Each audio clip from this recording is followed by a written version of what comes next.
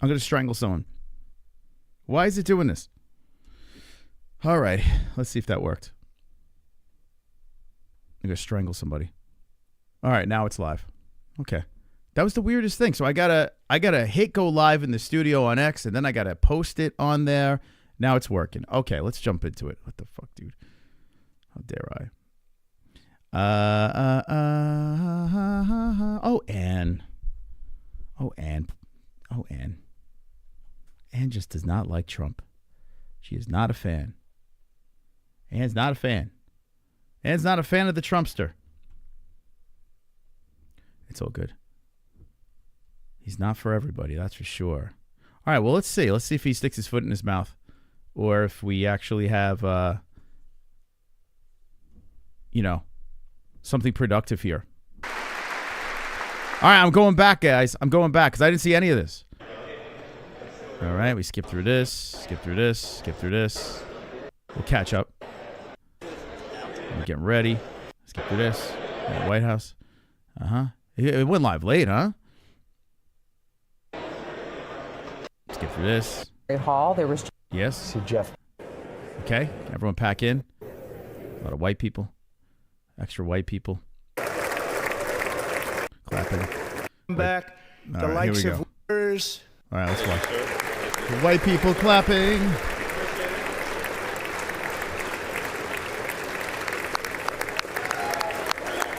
Yeah. White people clapping.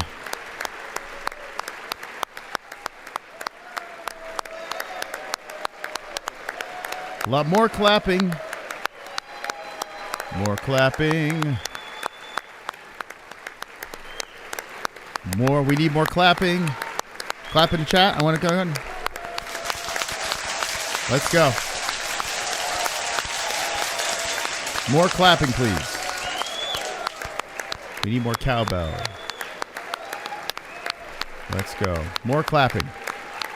More. Not enough. I want more clapping in the chat, please.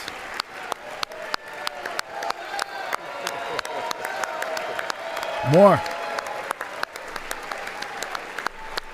Please. Lots of clapping. Lots. Let's go. Keep the clapping going.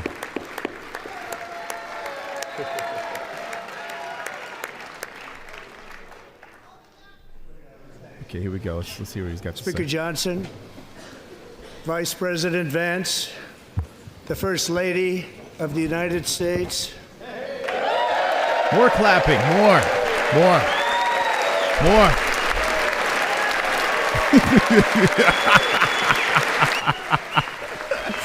Yes. Clap. Yes. More.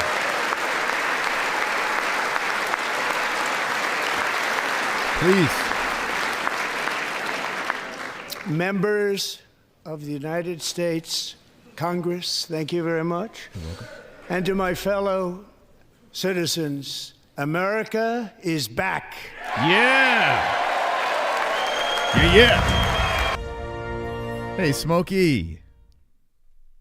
Clap, clap for the handicapped. Smiley face. Clapping, clapping, clapping, clapping, clapping, clapping, clapping, clapping, clapping. Clap, clap, clap, baby. Thank you, Smokey. Get out of the U.S. Trump. Oh, Sega camp. You're in Canada, man. Don't worry about Trump. It's okay. What is it? No biggie. Couple of tariffs here and there. Don't worry about it. He's our problem. You do. You got your own issues over there. Everything's gonna be fine with us. You worry about Canada. Everything's gonna be fine. I mean, look. You don't see this much clapping in Canada. Yeah. Oh. Now white people clapping in USA, the whole deal. I mean, come on, look how happy we are. Don't shit on our happiness.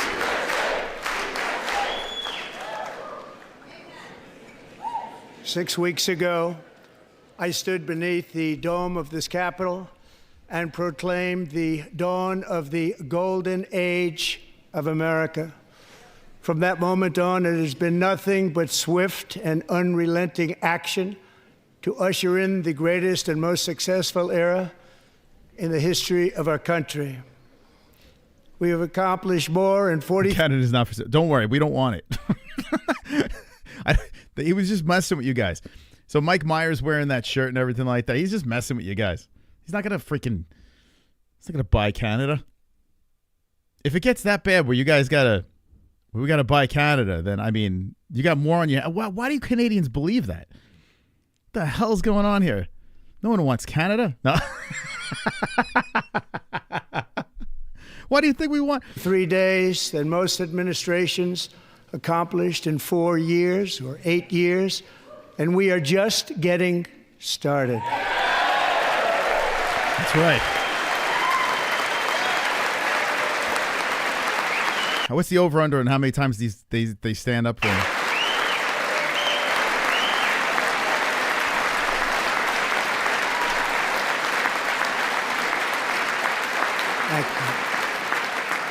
I return to this chamber tonight to report that America's momentum is back, our spirit is back, our pride is back, our confidence is back, and the American dream is surging bigger and better than ever before.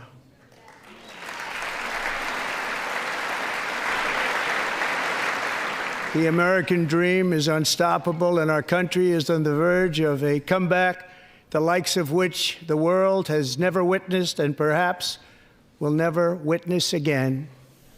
There's never been anything like it. Okay, so here's Trump. He's getting kicked off over here.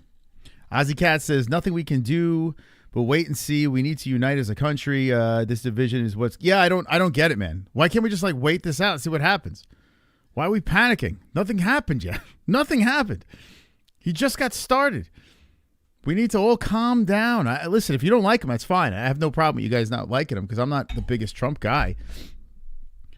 But if Kamal was president, you would think you think I would be running around screaming and yelling, "Oh my God, the world's gonna end."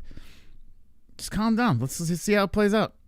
Presidential election of November 5th. look, the purge. Well, Oregon, in fairness, Ann, Oregon's been a mess for years. Like, it's been a mess for a long time over there. You know, the purge was going to happen with or without Trump. There's a lot of crazy shit going on over there in Oregon. It's been going on for years. The protesting and lunatics and the homeless, and there's a lot of crazy stuff. So yeah, you're probably right about the purge. It was a mandate like has not been seen in many decades. We won all 7 swing states, giving us an electoral college victory of 312 He's playing the same songs. votes. He's playing the greatest hits. Uh-oh. Only one side is clapping. That other side doesn't look very happy. Hold on. See this side over here? Not a happy side. This is not a happy side over here. Why are they not? Why are they... This is, ladies and gentlemen, a divided country, right in front of your very eyes. This is crazy. This is actually, it is pretty fucking crazy to watch, right? Like all joking aside, that image right there says it all. A roaring applause on one side, the other side, like, fuck off. We know you won. Shut the fuck up. Like, it's... Look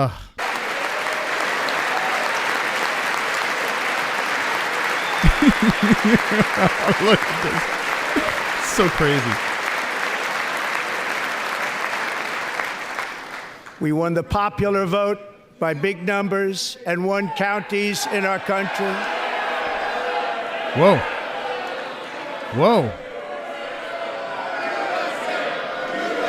Whoa. We got booze on one side? Look, there's a guy with a fucking cane. What is this? This guy looks like he's out of The Simpsons or some shit. What the fuck, dude?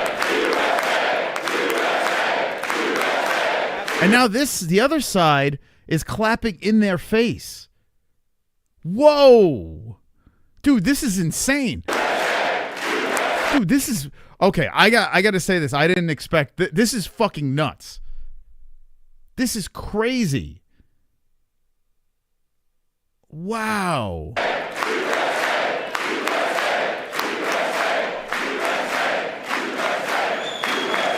And one counties in our country, 2,700 to 525 on a map that reads. Oh my God, dude.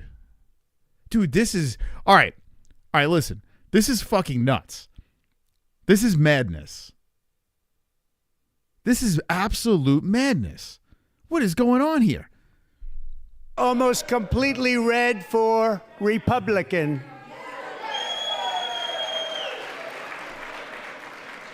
All right, so hold on. They're taking this guy out. Now, for the first time in modern history, more Americans believe they gave him the boot.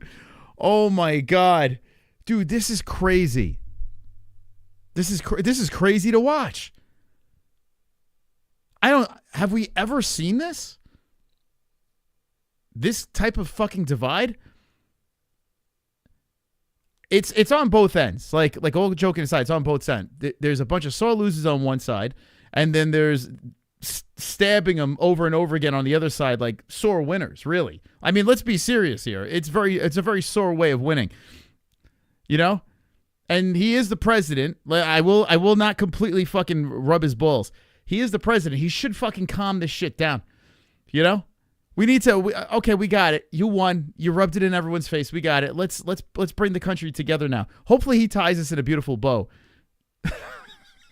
Like, what the fuck, dude? This is crazy. That our country is headed in the right direction, then the wrong direction. In fact, Dude's got the hammer in the background. An astonishing record, 27-point swing, the most ever. He's still. It's like a dog that shit in the house. It's like a dog just it didn't shit outside. It didn't let the owner know. It didn't shit on the paper, the wee pad. And he's just rubbing that dog's face into the Democrat. He's just taking their heads and just shoving their face in the shit over and over and over again. I got to be honest. Both sides are wrong in this. Both sides are completely wrong. The Democrats are fucking brats. They're little babies. And the Republicans are not graceful winners. It's the truth. I mean, that's the God's honest truth right there. Both sides. Craziness. Now, it is his job, though, to pull it all together. You got to pull, Trump, you got to pull this shit together. You can't keep on fucking throwing gasoline on the fire. The country's split. So my plea to you, Mr. Orange Man, who I did vote for, my plea to you, do not fucking keep driving this point home. You won. We get it. We fucking get it. K-Dog says dunk on him. No, because he's dunking on us. You know what I'm saying? Like, he's dunking on America. You can't divide the country like this. That I do disagree with.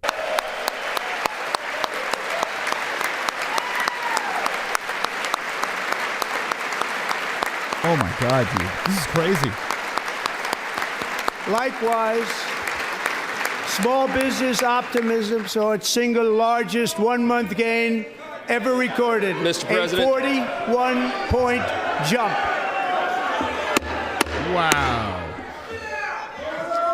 Members are directed to uphold and maintain decorum in the House and to cease any further disruptions. That's your warning. Wow. Members are engaging in willful and continuing breach of decorum, and the chair is prepared to direct the Sergeant-at-Arms to restore order to the joint session. Wow. And then they're like, kick him out of here.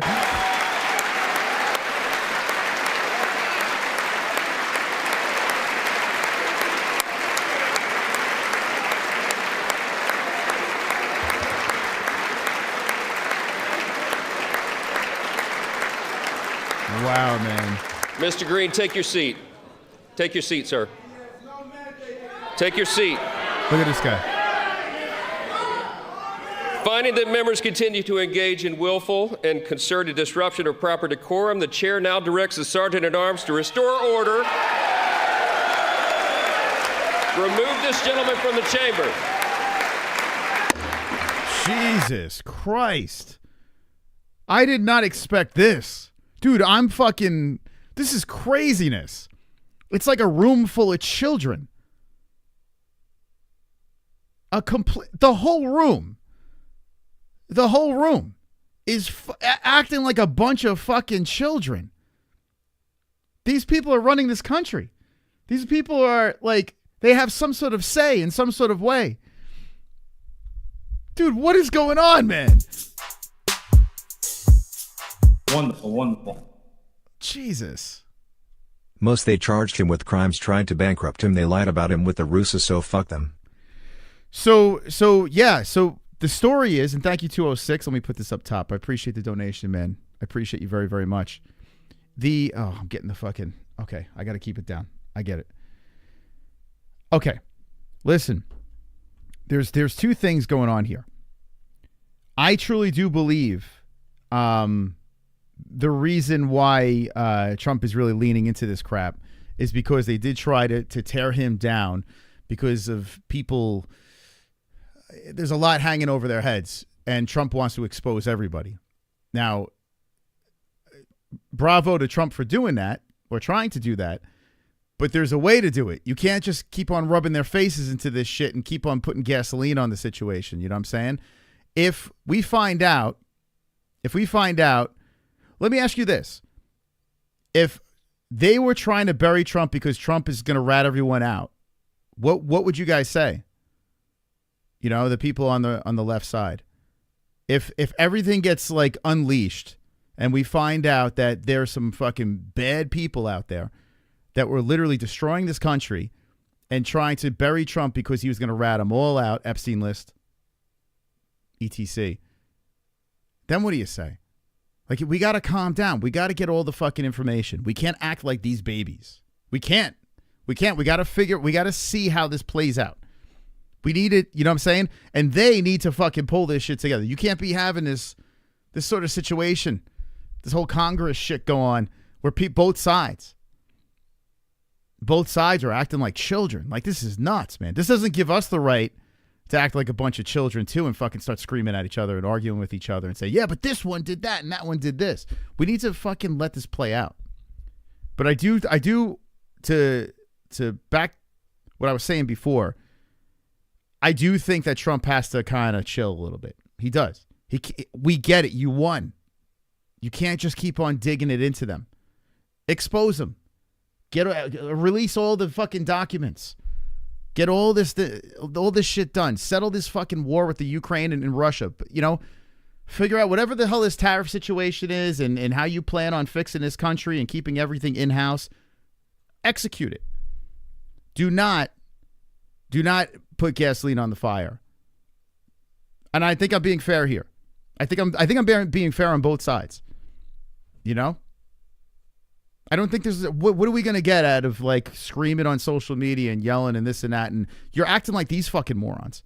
Like all these monkeys in this room, both sides. You're just as bad as them. You know? We need to chill. We're all on the same fucking team. I can't even believe my eyes. Like, I can't even believe what I'm seeing here.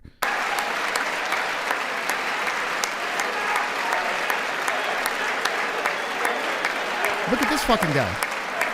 Bro, sit the fuck down. Like, what is this guy? What is he going to do? Fucking start swinging his cane around and start beating everybody? Like, what? It's craziness.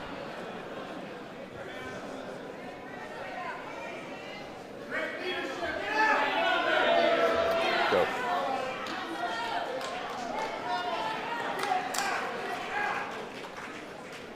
And then you got these guys Members screaming. are directed. They're escorting them out, and people like it's like we're at a football game. So crazy. It's so crazy. You got that lunatic on the look at this idiot on the right side. Get out, get out. Go. All of them. They're screaming, get out, get out. Members They're are escorting them out. directed to uphold and maintain decorum in the House. Mr. President, you continue. Thank you. Wow. Over the past 6 weeks, I have signed nearly 100 executive. But Johnny, both sides are being idiotic. What do you mean this is what American voted for? Both sides are being idiotic. They're both being morons. Like, I don't understand. How do you even think the Democrats are being, like, both sides are being idiots? You can't just put, I literally just said he's got to calm the room down. It's so crazy, man. It's like people see with horse blinders on. They just see their side. I voted for this fucking monkey over here. I voted for him, but I see the flaws. I see how he's handling this particular situation wrong, yes. Come on. It's crazy. Craziness. Executive orders and taken more than 400 executive actions, a record to restore common sense, safety, optimism, and wealth all across our wonderful land. The people elected me to do the job, and I'm doing it.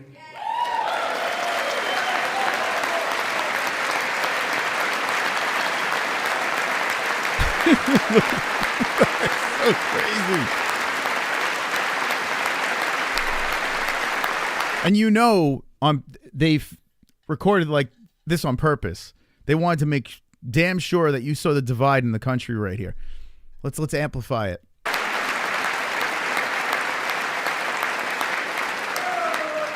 In fact, it has been stated by many that the first month of our presidency, it's our presidency, is the most successful in the history of our nation. By many. Why? See, this is what I don't understand. You said all this shit already. Let's get to the fucking good stuff. Let's talk about the real issues. I don't know. See, this is where I disagree. I don't think this is how you should keep on just driving the point home. We get it. You don't have to. They're dead. They're dead. You beat them. They're fucking dead. You're dancing on their grave.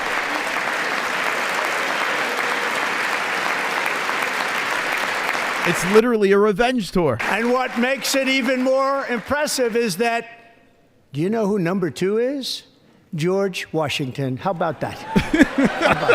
I don't know about that list, but we'll take it. Oh, my God. Within hours of taking the oath of office, I declared a national emergency on our southern border, and I deployed the U.S. military and Border Patrol to repel the invasion of our country. And what a job they've done. As a result, illegal border crossings last month were by far the lowest ever recorded, ever. So, okay, now we're talking. Let's get to business. Gloat about how you're already figuring things out and how this is going to be, what changes are going to be made. Or what accomplishments you made. Let's do this.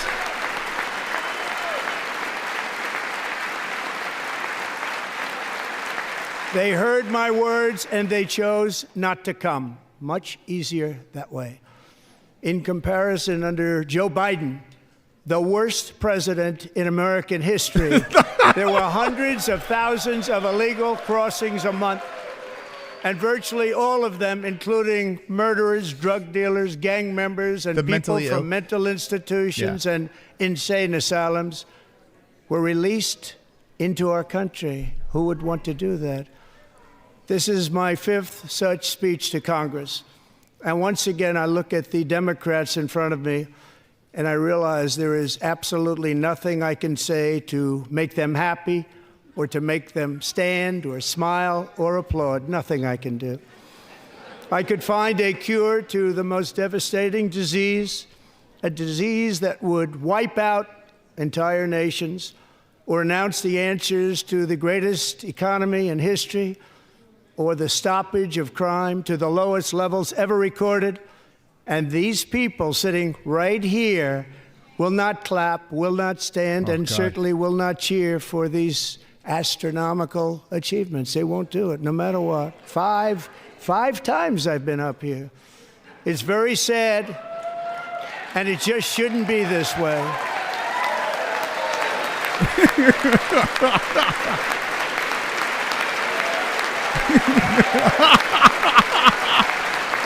And what are they?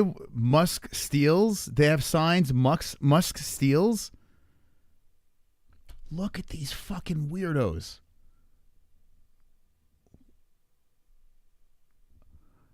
What is going on? What is he stealing? What the fuck? By the way, I'm on X as well right now. Shout out to the people on X. I don't even know if anyone... We got some people over there hanging out. How you doing, X? Musk steals. Protect veterans. Ironically, they're wearing pink. What is happening? This is fucking crazy.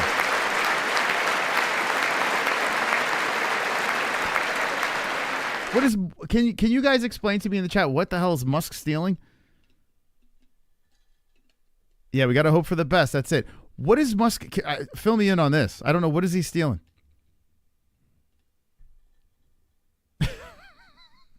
I have no idea what the fuck he's stealing. I have no idea. I'm actually genuinely curious about that. Gas prices. He just got in office. It's not like there's a thing called inflation. He just got in office. Now, 4 years go by, everything skyrockets, everything falls apart. It's a disaster. Kind of like when Biden was president. You know, remember when everything started going up and we're freaking out about that? Like if there's 4 years that go by and Trump doesn't do anything he said he was going to do, you have every right to shit on the man, just like we shit on Biden. Right? You have every right to. But you can't just fucking go after him. He just got started. The egg experts.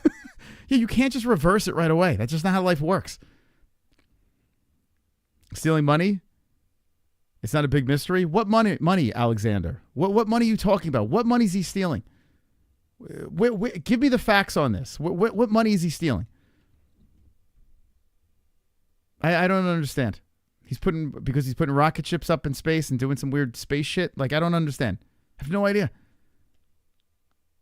You can't produce any evidence of Elon Musk stealing money.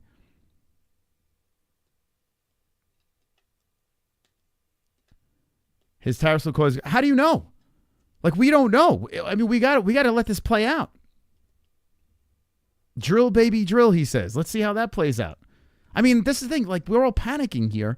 We already have 4 years of shit. The gas prices all went up. The food prices all went up the last 4 years. Why can't we let this president try to fix it? I don't understand. Like, why are we panicking? The last 4 years were terrible. Everything was shit last 4 years. So I don't understand. Like, why? Like, it's really bizarre. I'm like genuinely curious. Like, why are we freaking out? I don't get it. We're already fucked.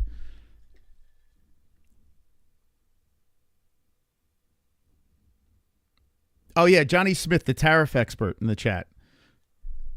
Johnny Smith, Mr. Tariff Expert. All the fucking tariff experts now. Like, we don't know what the fuck's going to happen. We have no idea. He's a businessman. He's got some sort of plan. Let's let it play out. Why, is X buffering? Let me see this. Oh, X sucks. Our X stream is buffering. Is it buffering? It looks like it. Uh-oh. Oh, now it's working. I have like so many questions, man. Like, I don't understand the panic. I don't get it. I honestly don't understand it. Wonderful, wonderful. It's really weird, man. Look at that side, bunch of rejects out of Zoolander. Clowns. Remember, they wanted Kamala Harris. And Musk stole them money they were stealing from us, you said. And hush on the gas and eggs. Hasn't even been 6 months, you dumb fucks. 4 years of damages. Yeah, I don't understand. Like, is he a magician? Like, how is he supposed to fix everything in, like...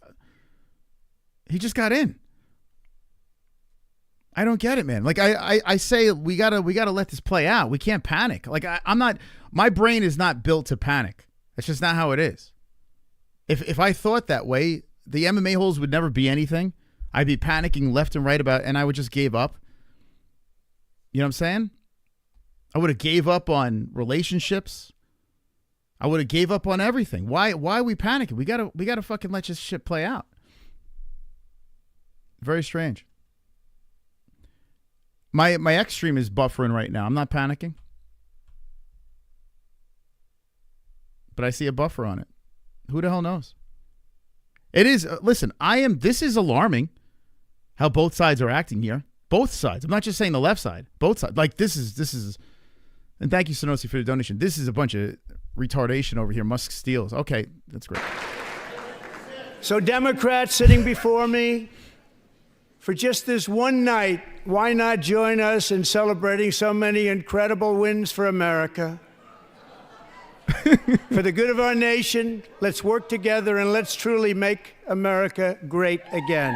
Okay. Let's work together. No. No, they're not in.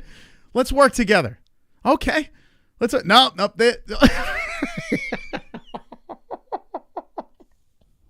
Come on, man. Let's work together. Look at these puss faces. Let's look around the room here real quick. They're just fucking miserable, holding up Musk steal signs. Look at this one over here. Jesus Christ. What a fucking motley crew. Congress.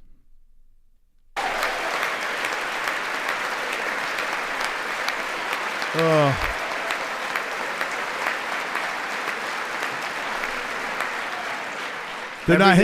Johnny Smith, name me one president that did not lie.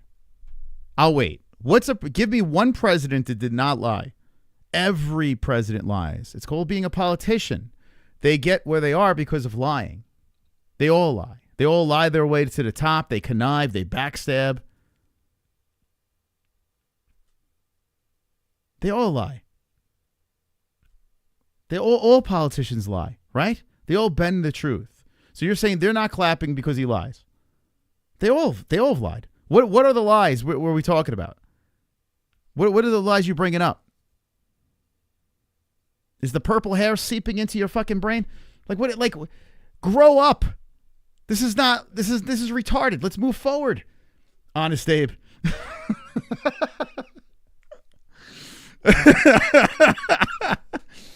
Oh my God, dude. Honest Abe. Wonderful. That was pretty good. I'll give you that one. People panicking on tariffs. Every country does it to us. Holy Exactly. shit. Let's wait, then you can all shit on him. See. Dems are sore losers. Had a chance to be the bigger person, lol. Everywhere our shit goes, it gets taxed and tariffed. But we can't tariff them.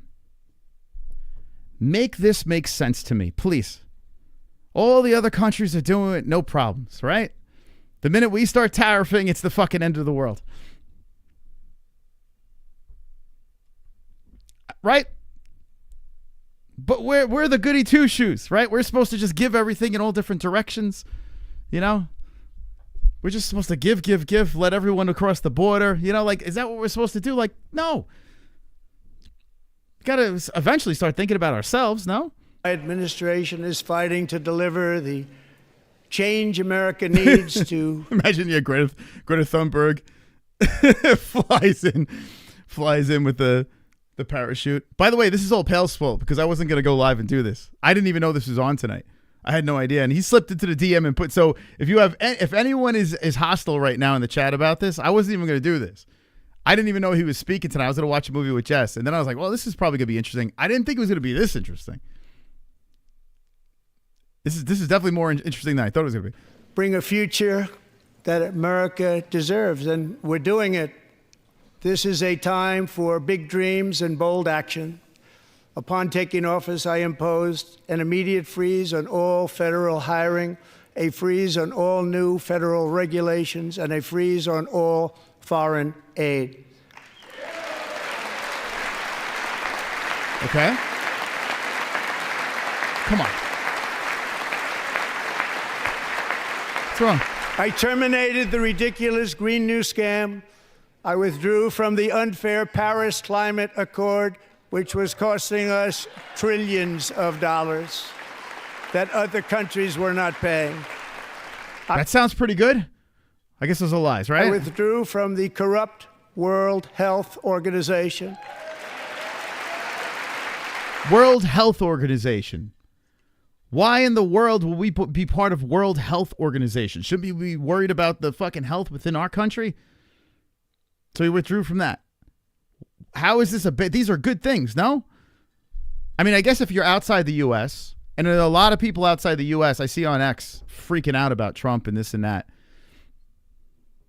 Because, and here's the reason why. Because we're not bending over anymore. We're not bending over to the other countries. It's just not happening anymore. He's putting a stop to it. I think it's about time, no? And I also withdrew from the anti-American UN Human Rights Council.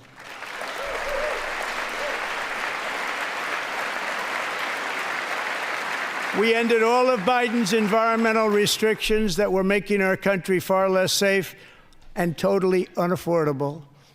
And importantly, we ended the last administration's insane electric vehicle mandate, saving our auto workers and companies from economic destruction. This all sounds pretty good so far. He just got started. These sound like positive things if you're an American, right? I would imagine, hey, this has got to be, this doesn't sound bad. Come on, let's go. All right. Oh, no, wait, hold on. The other side's still not clapping. Get the fuck out of here. I don't understand. To unshackle our economy. Human rights. We live in a country that we have been bending over for the entire world. And by the way, Alexander, you're not, I guarantee you're not from the States. I would put money that you're outside of the U.S. You do not live here with the shit you're saying. Where are you from? This guy. You're not an American, right? There's no way. I don't believe it.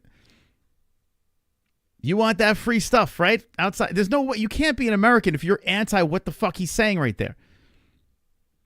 I could understand other things. I could understand the tariff thing being like, all right, is everything going to go up more? I'm not sure how that's going to play out. Me personally, healthcare is a big thing. I'm hoping there's some sort of way where healthcare can go down, and of course, food and shit, prices, gas going down. Yeah, I'm all for that. But you're worried about human rights. Human rights. We have humans inside the United States of America. Let's worry about them. Alexander the Cannibal, outside of the U.S., barking about our president. Calling me out, born in California, live... Oh, my God. All right. You might as well be from another country. I have directed that for every one new regulation, 10 old regulations must be eliminated, just like I did in my very successful first term.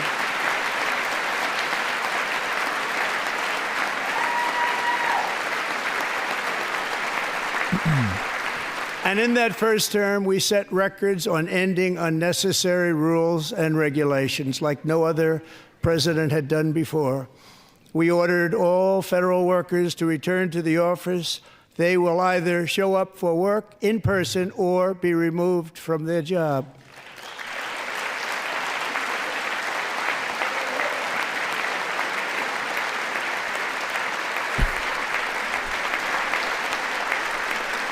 And we have ended weaponized government where, as an example, a sitting president is allowed to viciously... If we're broke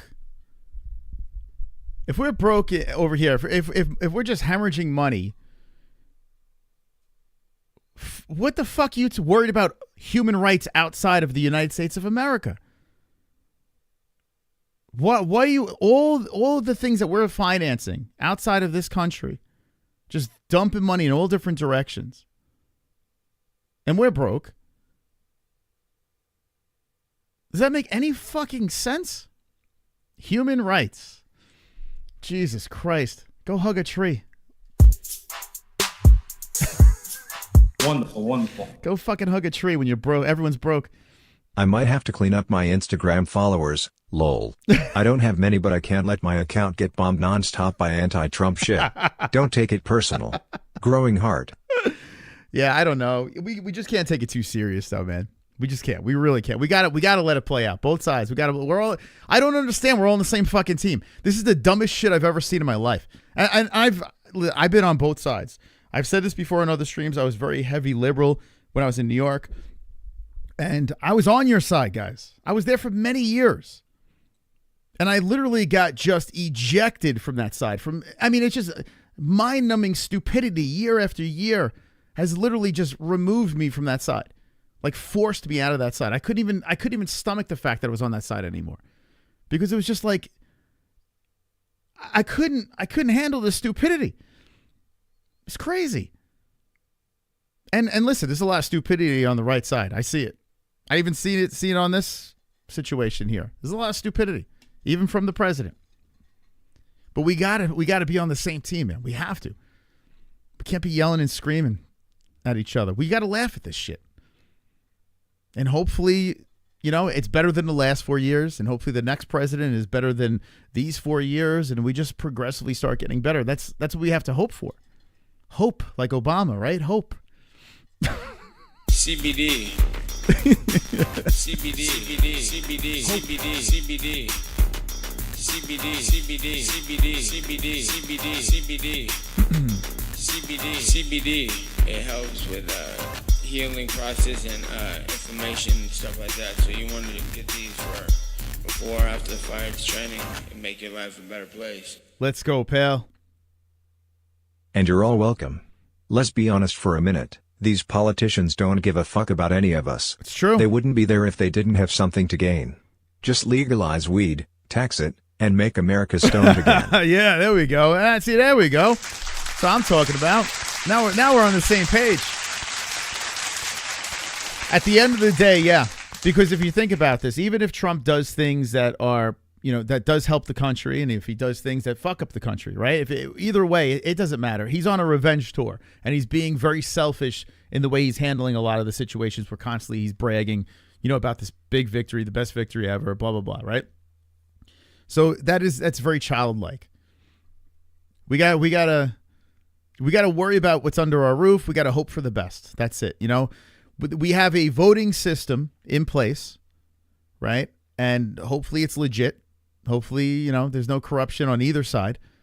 And we hope that the country votes for the best president for the job at that time. We don't want to be in a situation like the Ukraine where we got Party Pants over there becoming a dictator, right? Mr. Party, and he is a dictator, let's be honest. Mr. Party Pants over there. Next thing you know, they're dragging people to war and this and that. We don't want that. We have to trust in the election system. We have to trust in what the country feels is the best for that time. Fingers crossed, hope for the best. Because we do not want a dictator. We don't want that. So, we'll see how this plays out. You guys are being very generous. Thank you. Wonderful. We're gummy ganging. I'm on 2 platforms. Kainoto. I love the talking shit and going back and forth, but my Instagram lately has been completely taken over by anti-Trump shit. I use it to get away from the madness. All my suggested shit is ultra anti-Trump. Yeah, it's every 4 years. It's the same shit. When I voted for Obama, I was getting filleted. Now social media is so big. I was getting filleted, and I was constantly seeing anti-Obama shit. And it turned out where Obama didn't really do what I wanted him to do, unfortunately. At least the second time around, second term. But yeah, it's both sides. Every election we see it. It's the other side going nuts for 4 years. It's every single time. The only problem is now with social media and X being so... Hey, Lance, thank you, man. Shout out to Lance becoming part of the Gummy Gang over there. Appreciate you being a member, Lance. Thank you so much, man, because that's what we like to say is the guy. That's the guy.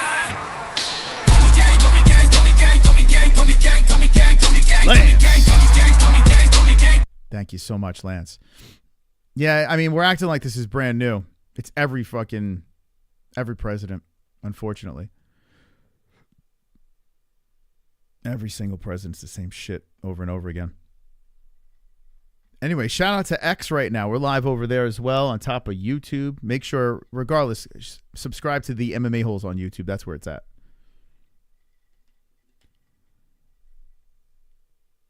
He forced military to get vaccinated or lose their jobs. Dictator. That whole vaccine thing was crazy, man. but worldwide people getting forced. You know, think about this. We in America, well, Trump is, you know, what about that? You know, people getting their jobs back that were forced to get vaccinated that didn't want to get it. And Trump's giving them their jobs back. I think that's a big step in the right direction. I don't think the force of vaccinations, although I got to say this, in fairness to the United States, we weren't as bad as other countries like Australia or Canada. I mean, you guys were getting, like, there was rioting with the vaccine. Like, it was nuts seeing all the footage of what was going on. Like, it was getting really forced in other countries. So, yeah, Biden really tried to shove it in us for sure. There's no doubt about it. And some people had to get it because of their jobs. But it was even worse, believe it or not, in other countries. That whole vaccine thing was a nightmare, an absolute nightmare. But some people will die on that hill. I flip-flopped on that too, man. That shit was, I'm not a fan. Prosecute his political opponent, like me. How did that work out? Wait, oh no. Opponent is allowed to viciously prosecute his political opponent. Yeah, good for you, Sambo. Seriously, good for you that you stood strong. Because I got to be honest with you, I didn't understand. I was like, why aren't people getting it? But I never really wanted to push people into, like I told Jessie, don't do it. You know, I'm doing it because I wanted to do it at the time. I thought it was, you know, best for my kids. I thought I was protecting my kids. And now I have medical issues, and I got to be honest with you, I think it's linked to it. All the shit I'm going through. So I don't know. I guess I'll never know. But yeah, good for you standing strong. And the people that didn't want to wear masks and were, you know, all against it and shit like that, I don't blame you. I don't. Like, that whole mask thing was proven to be false. It's crazy, man.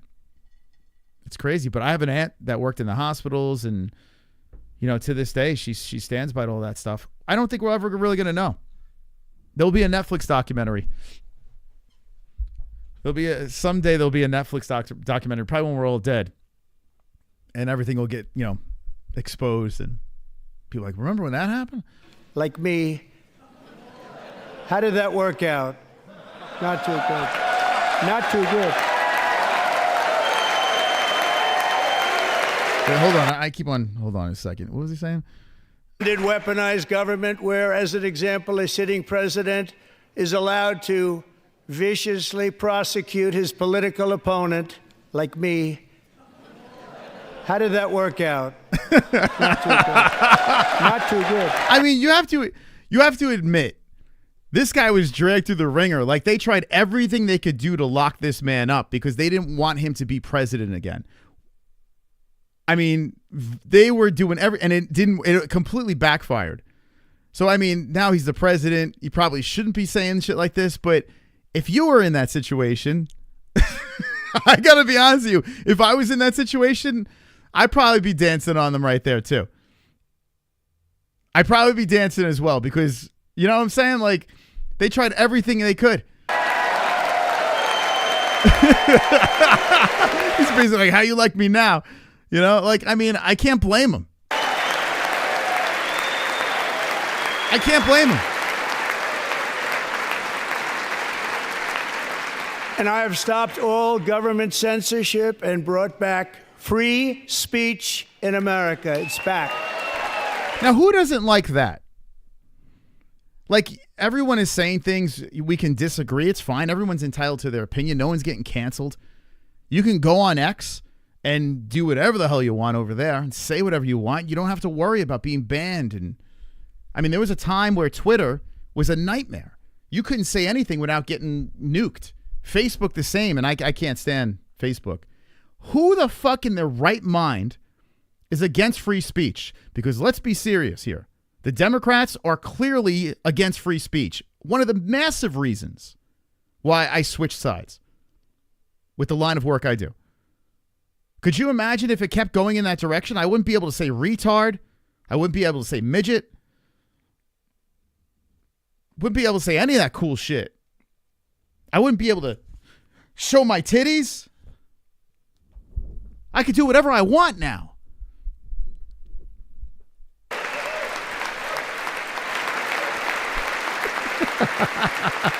Express myself. And 2 days ago, I signed an... Imagine like that side over there was not clapping for freedom of speech. Was not clapping for freedom of speech. That's crazy to me. Rajiv, thank you so much. 58 months as a member. Biden can't hit a golf ball 50 yards. Yeah, that was pretty funny. I love freedom of speech. It's fantastic. In order making English the official language of the United States of America.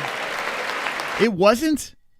English wasn't the official language of the... What was the official language? Wait, I didn't even know that. So you're telling me that English was not the official language of... What was it? Spanish? Espanol? What the fuck? Dude, this is like craziness. I renamed the Gulf of Mexico the Gulf of America. I mean, I don't give a shit about that. Look how he stares at the... He just eyeballs the Dems as he says that. Like, I mean, he's flexing about the Gulf of America. Oh, fucking hell. And likewise, I renamed for a great president, William McKinley, Mount McKinley again. Beautiful Alaska. We love Alaska. We've ended the tyranny of so-called diversity, equity, and inclusion policies all across the entire federal government and indeed the private sector and our military. Anyone in the chat upset about the DEI stuff? Anyone bummed out about that? And our country will be woke no longer.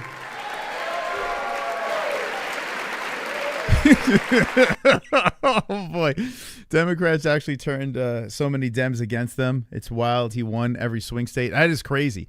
Think about that. That is nuts. All the swing states, he swung in his direction.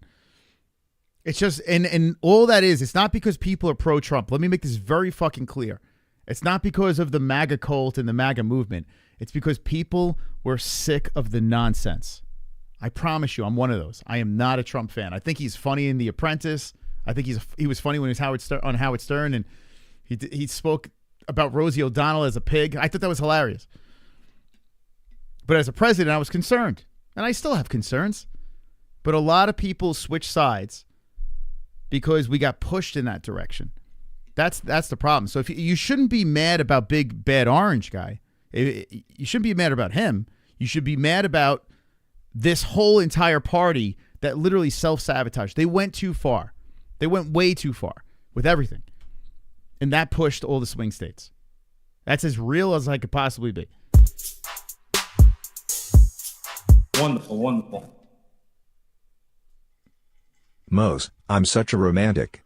That's why I only watch stepmom porn, because at least you know they love each other. That's right. Well said, Manny. Well said.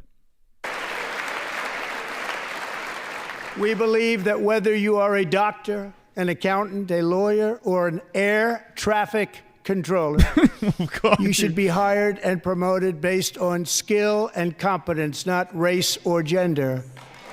Very important.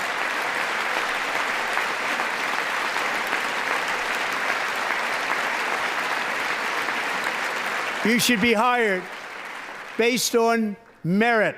And the Supreme Court, in a brave and very powerful decision, has allowed us to do so. Thank you. Thank you very much. Thank you. We have removed the poison of critical race theory from our public schools, and I signed an order making it the official policy of the United States government that there are only two genders, male and female. Okay. All righty. Okay. All right. How you guys feel about that? I want to know right now, every single person that is in this live chat. Actually, oh shit, I only had this on top chat. Shit, I fucked that up. Live chat. I missed a bunch of comments. If you guys got a little edgy, I probably missed your comments. What do you feel about that? Yay or nay? Be honest. Be honest. Two genders. Let me know. I want to know everyone's opinion on that. I don't even know how the hell there was more than 2 genders. It doesn't even make any fucking sense to me. Okay, let me know. Let's see. Let me know. Everyone, even if you're against it, I want to know. And this is not like bashing people in any way. It's just saying there's male and female. There's no other. I mean, can you name more than 2? I mean,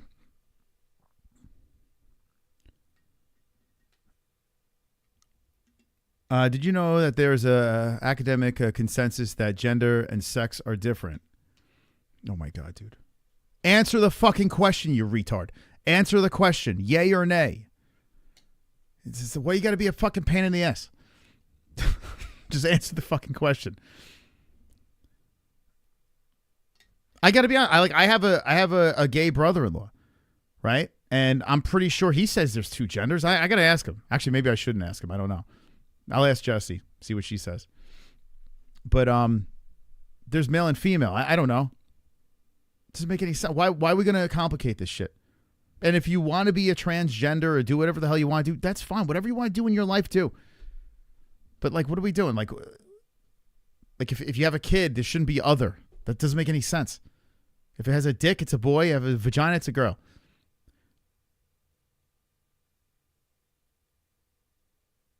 You could be born with both parts, so yes. Wait, I don't understand. What are you trying to say? So you talk about hermaphrodites? Okay. Well, you got to figure out. You got to figure out what the fuck's going on over there. It's going to be a boy or a girl, or you're going to have both. Have both. All right. Yeah, it Vietnamese style. It's weird. Like, it is weird. We went too far. You know what I'm saying? It's fine. Gay people are fine. I have no problem with gay people. In fact, the whole Bryce Mitchell upload that I did on the MMA-HOLES, I was getting all this heat and this and that. I have no problem with gay people. I have zero problem. And if you want to be a tranny, knock yourself. I think it's mental illness. Tranny stuff. That's where I feel like it's a little overboard. But it's not me to say if you should or should not be a tranny. Do whatever you want. It's your body.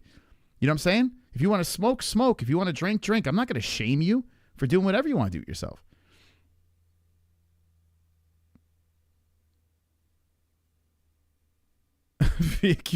Hermaphrodites.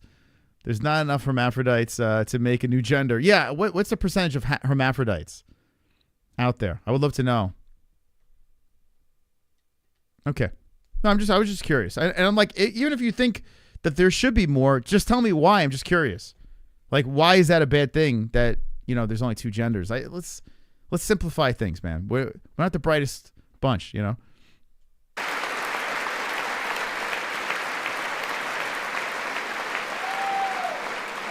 I also signed an executive order to ban men from playing in women's sports.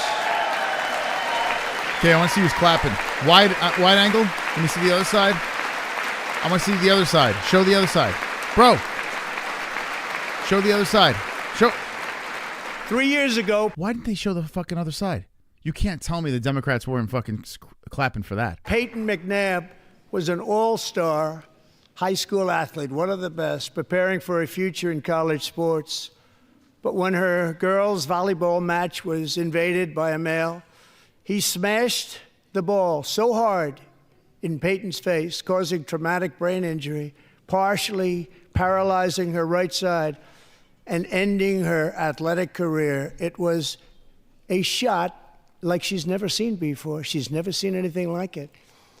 Peyton is here tonight in the gallery, and Peyton, from now on, schools will kick the men off the girls' team or they will lose all federal funding. Good. Fantastic. That's great. That's her? Yeah. Sounds good to me.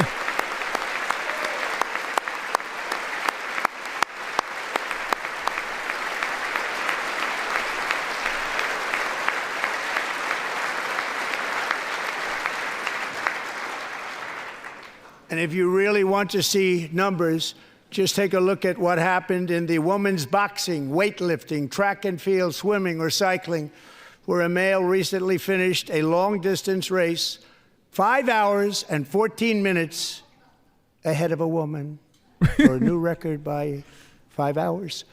Broke the record by 5 hours.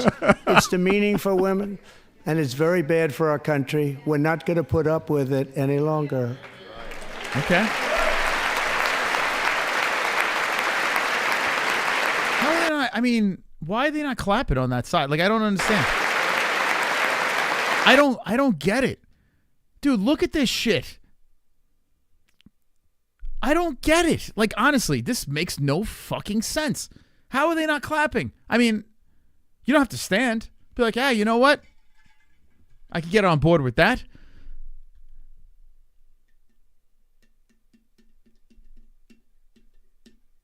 That's crazy, man. This is what I'm saying. This is like, you're just letting hate. You know, listen, I get you don't like the guy, but let's talk about what's happening here. Unbelievable. That's crazy.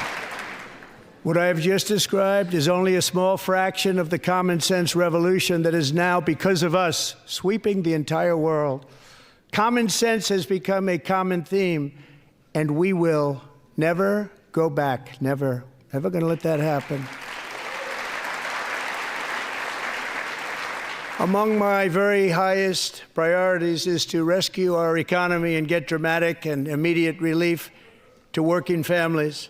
As you know, we inherited from the last administration an economic catastrophe and an inflation nightmare.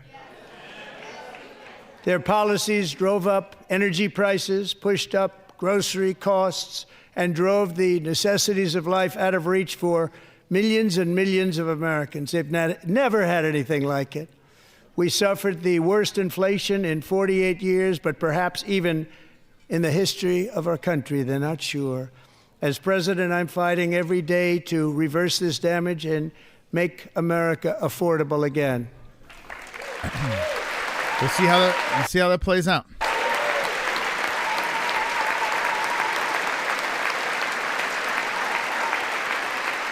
Now, you can't be saying that for 4 years and you're not making it affordable again. You know what I'm saying? Hopefully it works out. Joe Biden especially let the price of eggs get out of control.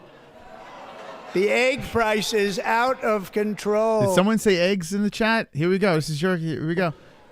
And we're working hard to get it back down. Secretary, do a good job on that. You inherited a total mess from the previous administration. Do a good job. Okay. Your eggs, guys. Everyone stop panicking out there.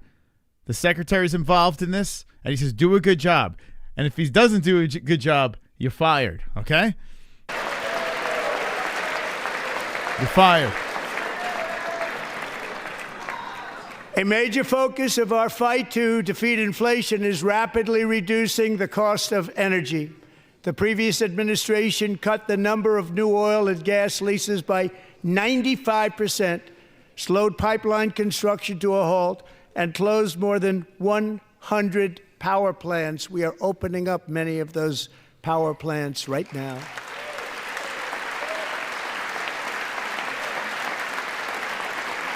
All right, okay. Hey, guess what? We got someone on that side finally involved. 2, 3 people. Frankly, we have never seen anything like it. That's why on my first day in office, I declared a national energy emergency. As you've heard me say many times, we have more liquid gold under our feet than any nation on earth, and by far. And now I fully authorize the most talented team ever assembled to go and get it. It's called Drill, Baby, Drill. There's a rebel on that side. There's a rebel. My administration is also working on a gigantic natural gas pipeline in Alaska, among the largest in the world, where Japan, South Korea, and other nations want to be our partner with investments of trillions of dollars each. There's never been anything like that one. It will be truly spectacular. It's all set to go. The permitting is gotten. And later this week, I will also take historic action to dramatically expand production of critical minerals and rare earths here in the USA.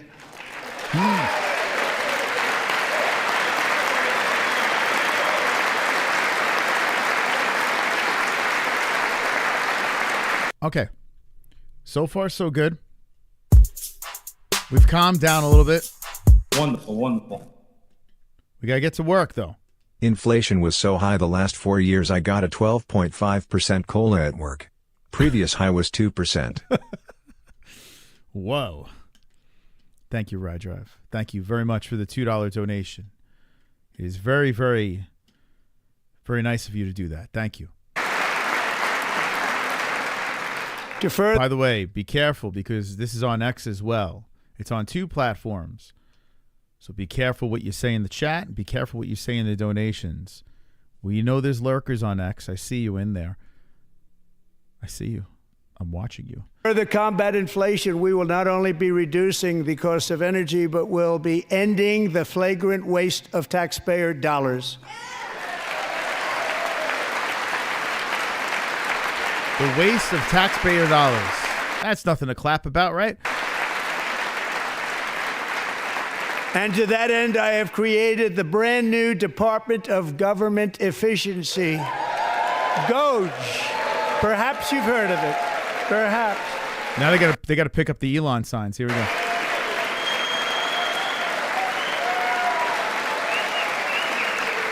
There he is. There. Which is headed by Elon Musk, who is in the gallery tonight. He's stealing all the money, guys. All the money's being stolen.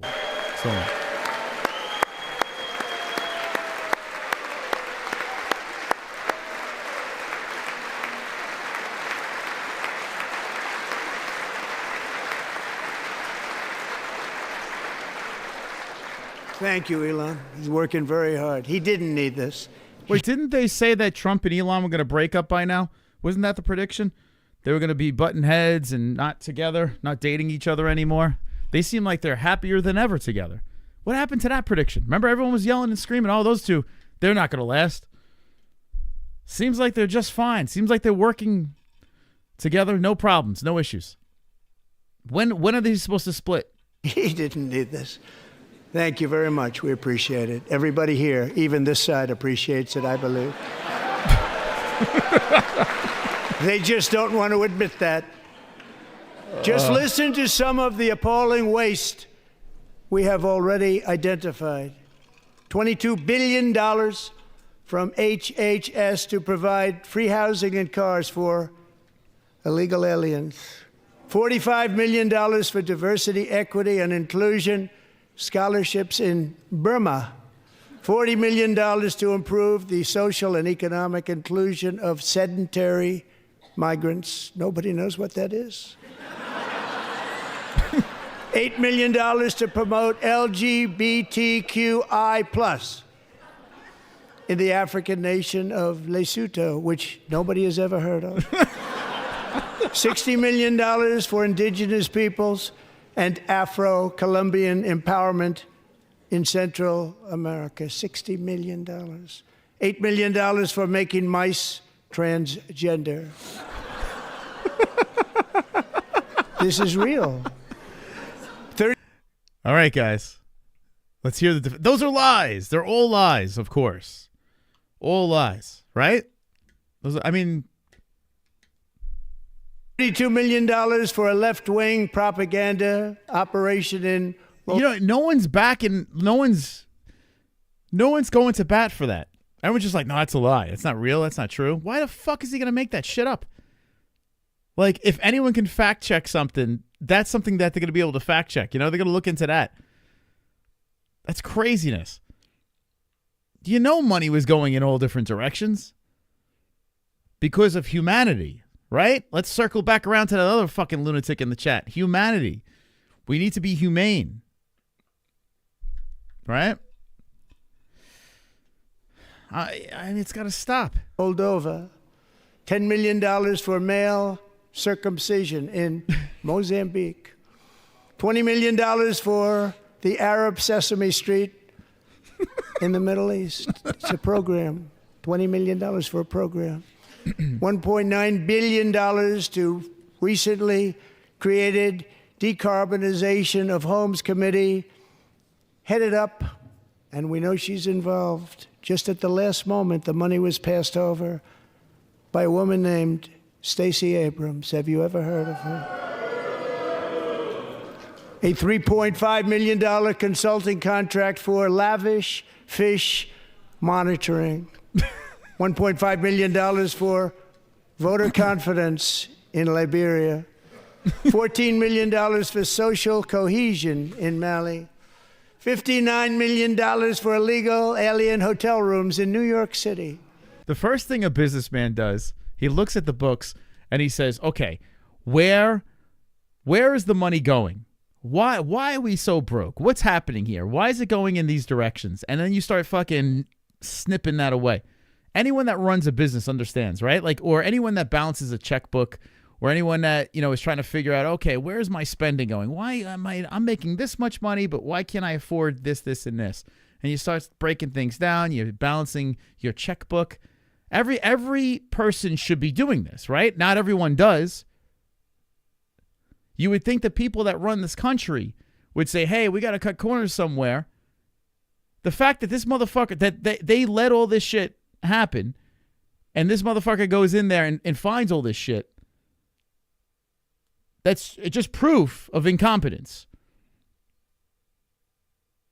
But, I mean, you know what I'm saying? Like, it's nuts. But everyone's going to, you know what everyone's going to say? It's lies. It's all lies. I think you get into a lot of trouble if you spread all these lies. All these lies that he's saying. Wouldn't you be in a lot of trouble? Wouldn't you get in a lot of trouble if you're spreading all these lies? If people start finding out that what he's saying is a bunch of bullshit, like all this stuff is fake and false, lying to the country. He's literally exposing stupidity right now. It's crazy. He's a real estate developer. He's done very well. It's embarrassing. $250,000 to increase vegan local climate action innovation in Zambia. $42 million for social and behavior change in Uganda. Crazy. $14 million for improving public procurement in Serbia. $47 million for improving learning outcomes in Asia. Asia's doing very well with learning. I don't know what we're doing. Should use it ourselves. Johnny, think about it. If all these things that he's saying is lies, he could literally get lynched, lit on fire. No one has proven that anything that he's saying is a lie with this. All this stuff that he's saying right here. I mean, this is some pretty strong allegations. No one. So what's the excuse? You think that's good? That's good that the previous administration was spending this kind of money? Taxpayer dollars all over the world for the craziest shit? That's nuts. That is delusion. That is delusion. That is like, you can't comprehend fucking logic. Like, I mean, he's literally telling you guys facts, and you're just like, that's not real. It's fake. It's all fake. Because it doesn't fit my narrative. It's fake.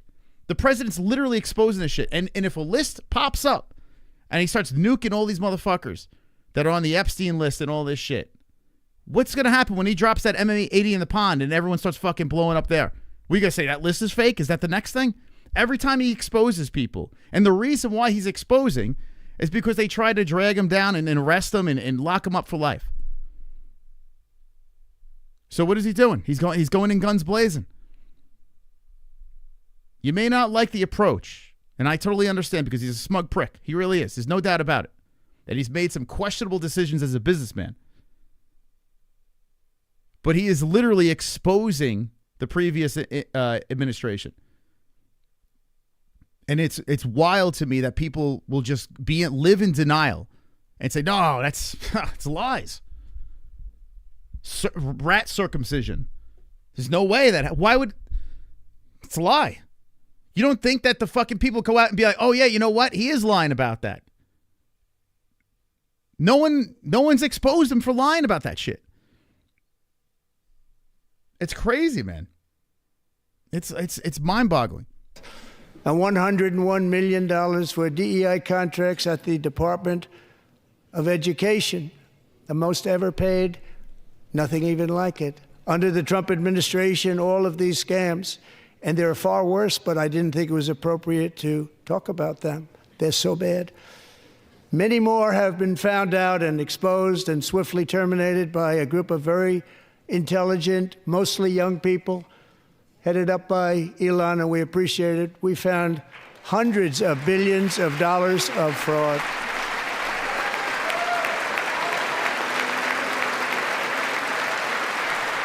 So, he is thanking...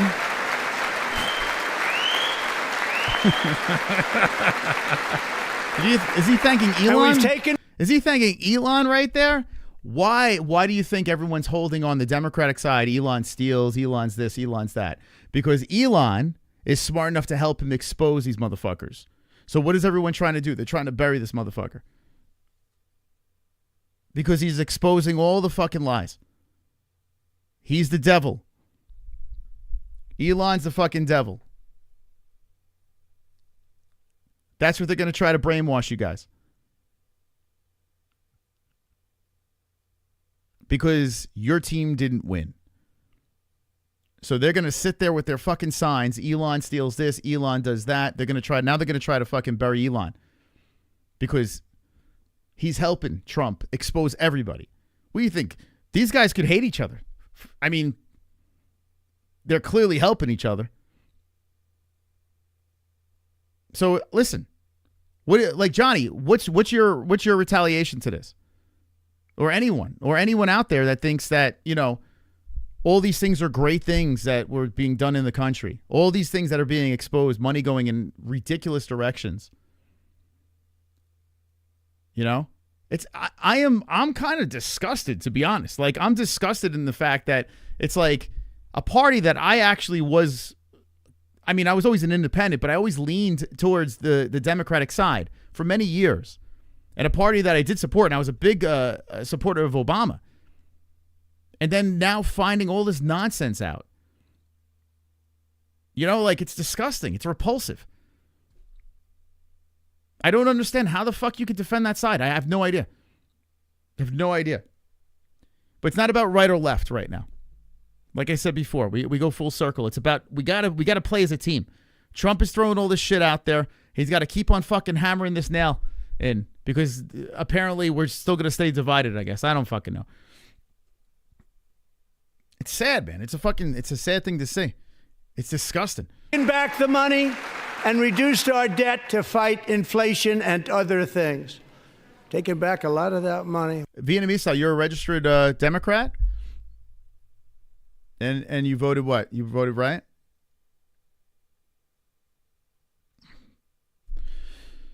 We got it just in time. This is just the beginning. The Government Accountability Office, a federal government office, has estimated annual fraud of over $500 billion in our nation, and we are working very hard to stop it. We're going to. We're also identifying shocking levels of incompetence and probable fraud in the Social Security program for our seniors, and that our seniors and people that we love rely on.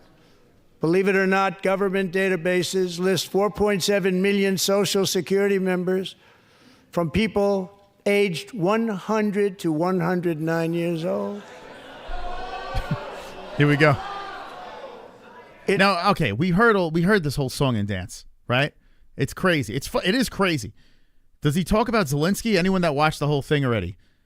Does he talk about the Ukraine or any of that stuff? Let me know in the chat if he does. I hope he gets to that shit, man, because I feel like there's a lot of repeat. That's the one thing. That's another thing. I've knocked Trump earlier in the stream. I'm going to knock him again. It's like it's the same repeated shit. It lists 3.6 million people from ages 110 to 119. I don't know any of them. I know some people that are rather elderly, but not quite that elderly. 3.47 million people from ages 120 to 129. 3.9 million people from ages 130 to 139. 3.5 million people from ages 140 to 149. And money is being paid to many of them. And we're searching right now. In fact, Pam, good luck. Good luck. You're going to find it. But a lot of money is paid out to people because it just keeps getting paid, and nobody does. And it really hurts Social Security and hurts our country. 1.3 million people from ages 150 to 159, and over 130,000 people, according to the Social Security databases, are age over 160 years old. We have a healthier country than I thought, Bobby. Oh my God. Oh my God, dude. That's actually pretty funny. Yeah, we don't need Bobby anymore. We don't need him. We're healthy. People are living, they're like vampires. That's funny, man. Including, to finish, 1,039 people between the ages of 220 and 229. One person between the age of 240 and 249. And one person is listed at 360 years of age. More than 100 years. More than 100 years older than our country. Wow. But we're going to find out where that money's going. And it's not going to be pretty. By slashing all of the fraud, waste, and theft we can find, we will defeat inflation, bring down mortgage rates, lower car payments and grocery prices, protect our seniors, and put more money in the pockets of American families. Okay, so everything that he said there is a concern by anyone in the chat. Anyone walking this earth wants everything cheaper. So let's make it happen now, boss man. Let's make it happen. You threw it out there. You're saying it. We gotta see these. Everything's low. Drop. We gotta see it all drop. Let's go. He's making these promises. He's making them. So we gotta hope that he's a man of his word. That's what we gotta hope for. And you know what? There are people out there that hope he fails. I know one of them in my family. There are people out there that want everything to fall apart that he says just so they could say they're right. And that is how psycho our fucking world is. We're so fucked. We're so cooked that there are actually people rooting against Trump right now. He said things that we all should be on board with. We all should be clapping, right? Let's see. Is the other side clapping? Let's see. Come on. Show the other side. No, and we're not gonna today, show 'em. interest rates took a beautiful drop, big, beautiful drop. It's about time. And in the near future, I want to do what has not been done in 24 years, balance the federal budget. We're going to balance it.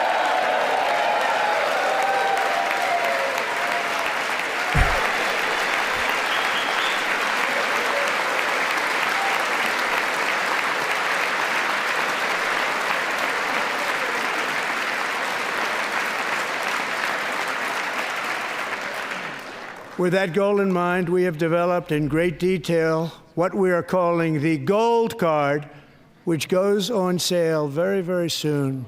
For $5 million, we will allow the most successful job-creating people from all over the world to buy a path to U.S. citizenship. It's like the green card, but better and more sophisticated. The Gold Card. And these people will have to pay tax in our country. They won't have to pay tax from where they came. The money that they've made, you wouldn't want to do that, but they have to pay tax, create jobs. They'll also be taking people out of colleges and paying for them so that we can keep them in our country instead of having them being forced out. Number one, at the top school, as an example, being forced out and not being allowed to stay and create tremendous numbers of jobs and great success for a company out there. So while we take out the criminals, killers, traffickers, and child predators who are allowed to enter our country under the open border policy of these people, the Democrats, the Biden administration, the open border insane policies that you've allowed to destroy our country, we will now bring in brilliant, hardworking, job-creating people. They're going to pay a lot of money, and we're going to reduce our debt with that money. Okay. Let's see if it works.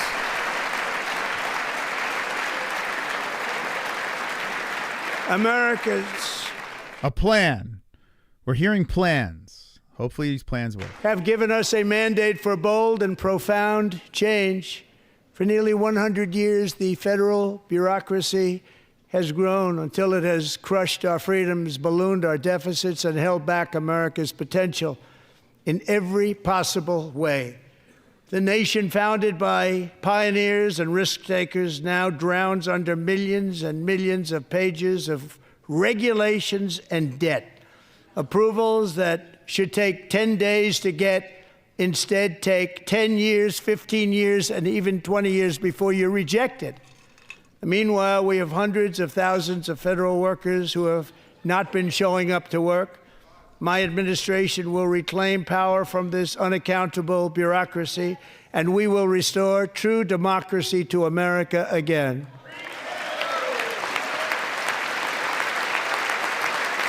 Show up to work or you're fired. That's it. None of this bullshit. And any federal bureaucrat who resists this change will be removed from office immediately. Because we are draining the swamp. It's very simple. And the days of rule by unelected bureaucrats are over. Ooh.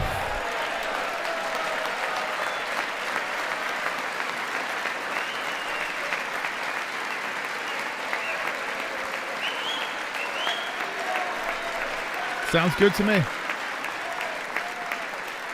Sounds good to me. And the next phase of our plan to deliver the greatest economy in history is for this Congress to pass tax cuts for everybody. They're in there. They're waiting for you to vote. And I'm sure that the people on my right, I don't mean the Republican right, but my right here, I'm sure you're going to vote for those tax cuts, because otherwise I don't believe the people will ever vote you into office. So I'm doing you a big favor by telling you that. But I know this group is going to be voting for the tax. Oh my God. Oh my God, dude.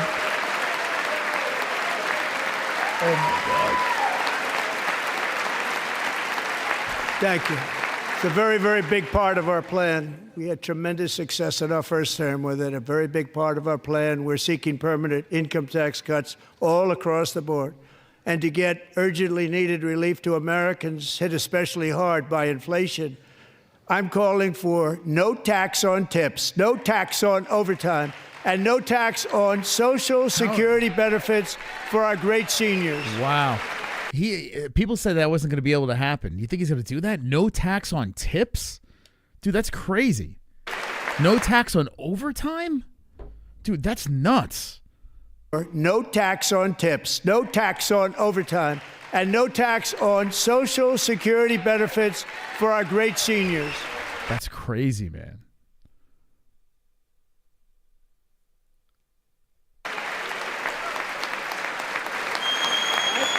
I didn't think it went through already? Dude, that's crazy.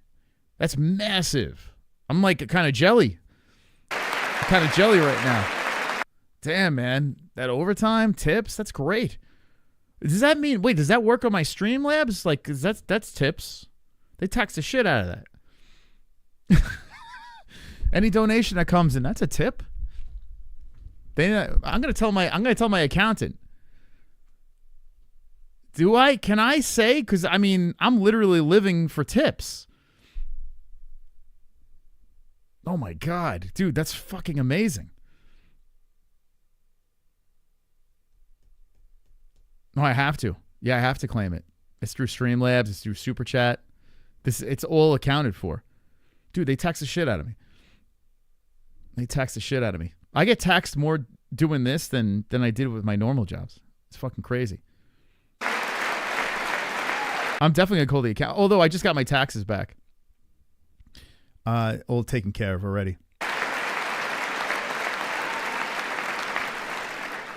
And I also want to make interest payments on car loans tax deductible, but only if the car is made in America. That's crazy. It just sucks because American cars are trash. They're garbage. But you know what? It's just made in America. So you can get a foreign car, but they would have to have a facility made in America.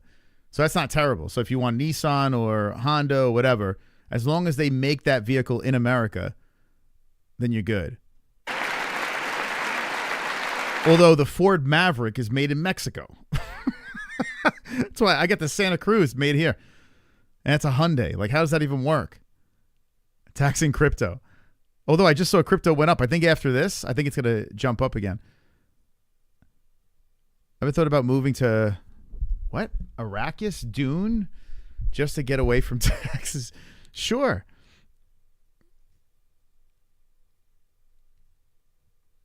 Not really. Like, my Silverado's good. I'd still rather foreign, to be honest. Me personally, I'd rather foreign. But I think, cars are a lot better now with technology. I don't know. I'm not opposed to buying, actual American brand. I was so close to buying Ford, and then I found it was made in Mexico. I was like, fuck this. But then again, I'm glad I didn't buy Ford, because I got to be honest with you, the more I started looking into it, even though like the what's the big truck? The F-150? Is that what it is? Like, people love, that's like the most bought truck around, and there's so many complaints. Like, if you go to these forums and shit like that. Your Ram's good? Yeah, some. I mean, listen. I guess you get lemons in any sort of brand. But my history with American cars stopped a while back because they just didn't do me well. So I've been Hyundai for years now. Hyundai is not like top of the line, but I tell you what, I never had an issue with a Hyundai. And I'm talking, I've had Hyundais since, man, early 2000s. It's crazy, man.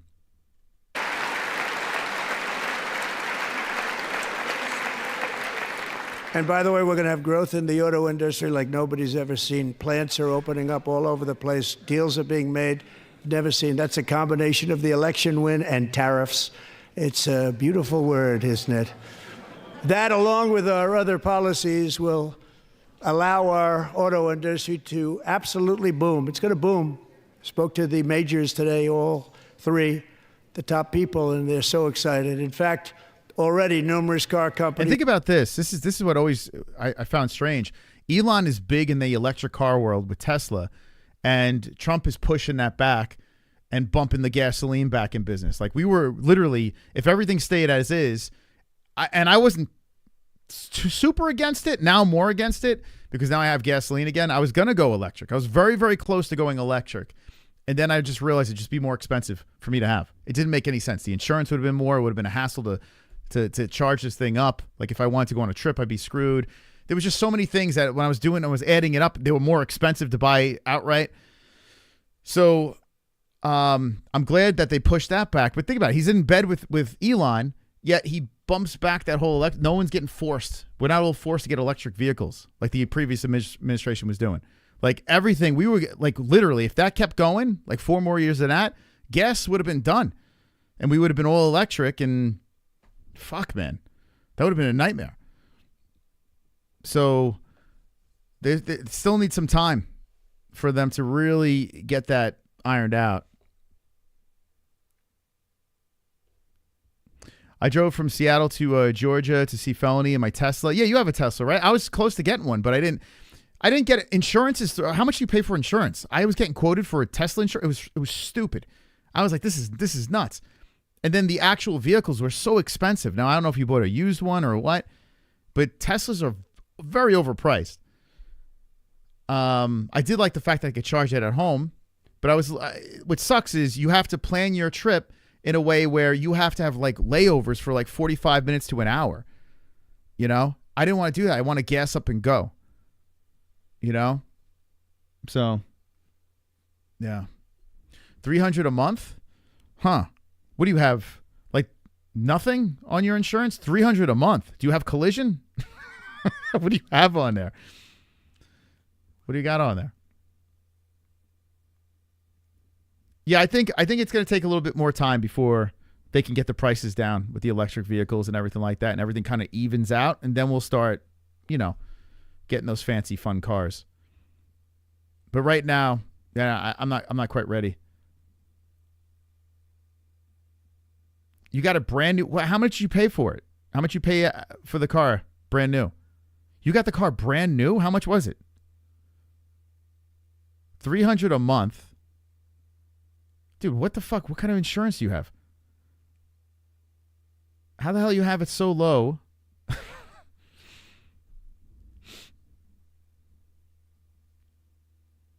From empty, about 45 minutes. Yeah, a supercharger. Yeah, you got to be at a supercharger for 45 minutes, right? Travelers? Oh, okay. Okay, that makes sense. 53,000? Oh my God, dude. 53,000? Your car was $53,000. See, that's what I'm saying. That's crazy to me. I paid $31K for my truck. 53,000? So by the time you're making your money back, you're not gonna. With the gas and everything like that. It's gonna take some time for you to. Did you do the math? Like, how long do you need to keep this thing before you can actually break even? Like with the money with gas. 53,000. Jesus Christ. There you go. Holy shit. You know what you could buy with $53,000? That's wild, man. Dude, what do you do for a living? How are you not a member of this chat? Oh, because you paid $53,000 for that car, maybe. If I charge at home, 3.5, $3.50 for a full charge. What do you mean, like $3.50 for a full charge? Is that what you're saying? In electric?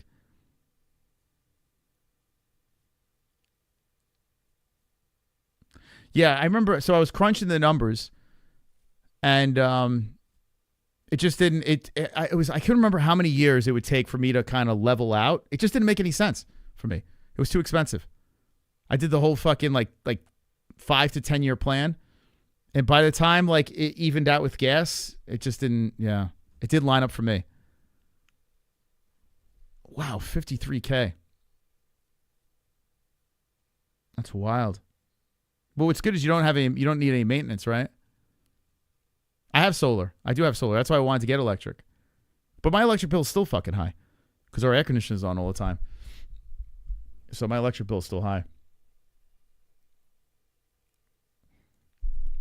Yeah, it wouldn't work. So that's $53K for a car, and I needed something bigger because I have 4 people. I needed, car seats. You got to put all the kids shit in there. So a car wouldn't work. So if I wanted one of those cyber trucks, which I was eyeballing, it was like $100,000. I was like, you kidding me? It was like, you nuts? And then I see them in the neighborhood now, the cyber trucks, and I got to be honest with you, I fell out of love. I'm not in love with them anymore. I was in love with them for a little bit, and I am glad I didn't buy it. I'm so happy with my truck. I'm very happy with it. Yeah, Cybertruck, I don't know. Maybe by the time I'm ready for another vehicle, I'll be ready for it. These have announced that they will be building massive automobile plants in America, with Honda just announcing a new plant in Indiana, one of the largest anywhere in the world. There you go. That's great. Foreign car companies having plants in the U.S. That should have been done years ago. Like, all cars should be produced in the U.S., just like any country. Whatever brand you're buying from, even if it's an outside foreign brand, it should be built in your country. You should be creating jobs for your country. This is crazy. Now, I will say this. Biden was starting to get that ball rolling with the EVs, because I remember when I was looking into getting an electric vehicle, they just passed the tax break was gone. You only get a tax break if you bought American. And it was forcing companies to build, like Hyundai was going to start building within the United States so people would get the tax break and they could buy their electric vehicles. So that was happening with Biden. I will say that Biden was getting the wheel spinning for that, but it seems like Trump is going to slam that thing home. He's gonna dunk it. Biden alley-ooped it, and now Trump's dunking it down.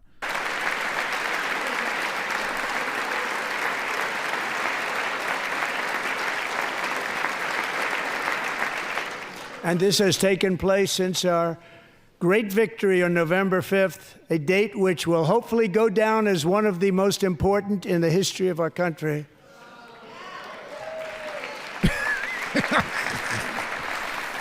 In addition, as part of our tax cuts, we want to cut taxes on domestic production and all manufacturing. And just as we did before, we will provide 100% expensing. It will be retroactive to January 20th, 2025. And it was one of the main reasons why our tax cuts were so successful in our first term, giving us the most successful economy in the history of our country, first term. We had a great first term.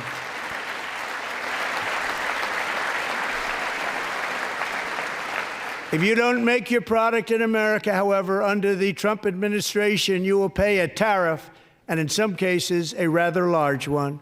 Other countries have used tariffs against us for decades, and now it's our turn to start using them against those other countries. So I was always fearful of the tariff thing. It always made me a little uneasy. But the more I'm hearing about it, it does kind of make sense, right? Like, if we're getting tariffed from other countries, why aren't we doing it back? It makes, like, why aren't we implementing this? So I'm hoping that this is an answer. I'm hoping. I mean, unknown's getting horny from the tariffs. On average, the European Union, China, Brazil, India, Mexico, and Canada, have you heard of them?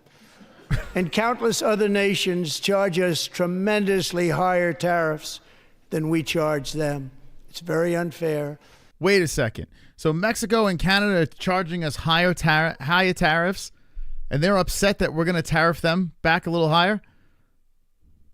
What's the big deal? What's the problem? Why is everyone getting upset? India charges us auto tariffs higher than 100%. China's average tariff on our products is twice what we charge them. And South Korea's average tariff is 4 times higher. Think of that, 4 times higher.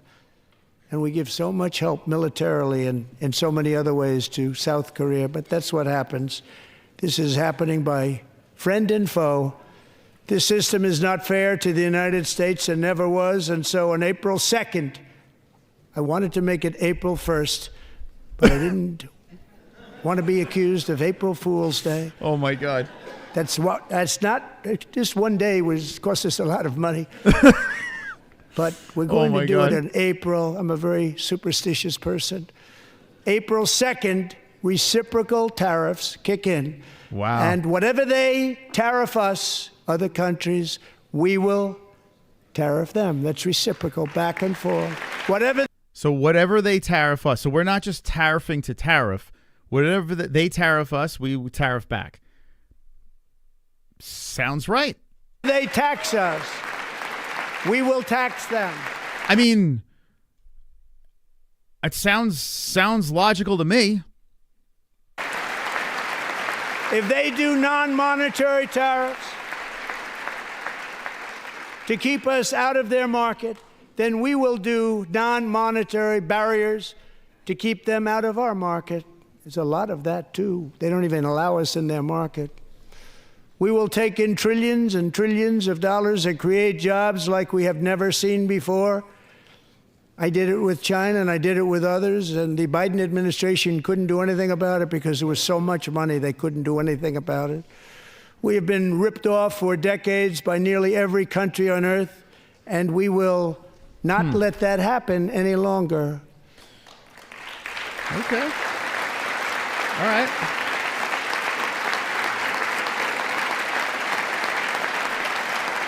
Much has been said over the last 3 months about Mexico and Canada, but we have very large deficits with both of them. But even more importantly, they've allowed fentanyl to come into our country at levels never seen before, killing hundreds of thousands of our citizens and many very young, beautiful people destroying families.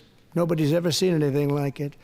They are, in effect, receiving subsidies of hundreds of billions of dollars. We pay subsidies to Canada and to Mexico of hundreds of billions of dollars, and the United States will not be doing that any longer. We're not going to do it any longer.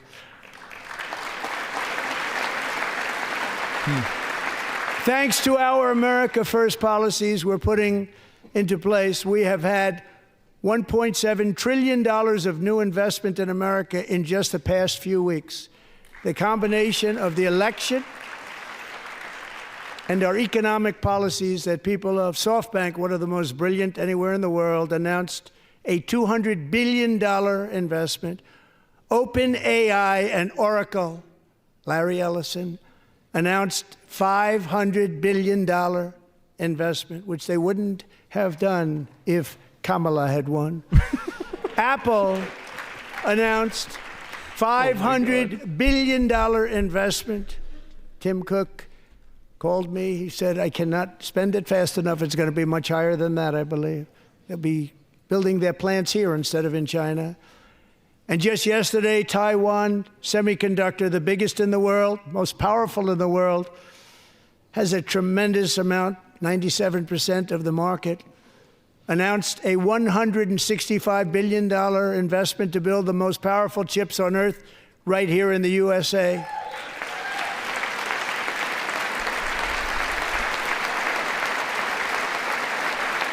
I see them popping up, these chip plants, man. It's crazy. I see them in Arizona, chip plants. It's going to be a lot of jobs for peeps.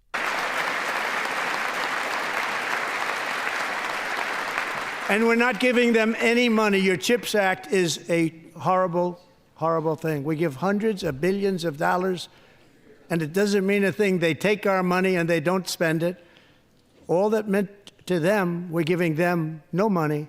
All that was important to them was they didn't want to pay the tariffs, so they came and they're building, and many other companies are coming. We don't have to give them money. We just want to protect our businesses and our people, and they will come because they won't have to pay tariffs if they build in America. So it's very amazing. You should get rid of the CHIP Act, and whatever's left over, Mr. Speaker, you should... No, there's one that's building over here. It's almost done, Casey. It's already almost done. Use it to reduce debt or any other. In fairness, the chip plants, they were already starting doing that before Trump, building those, which is something that, yeah, that's important. The reason you want to.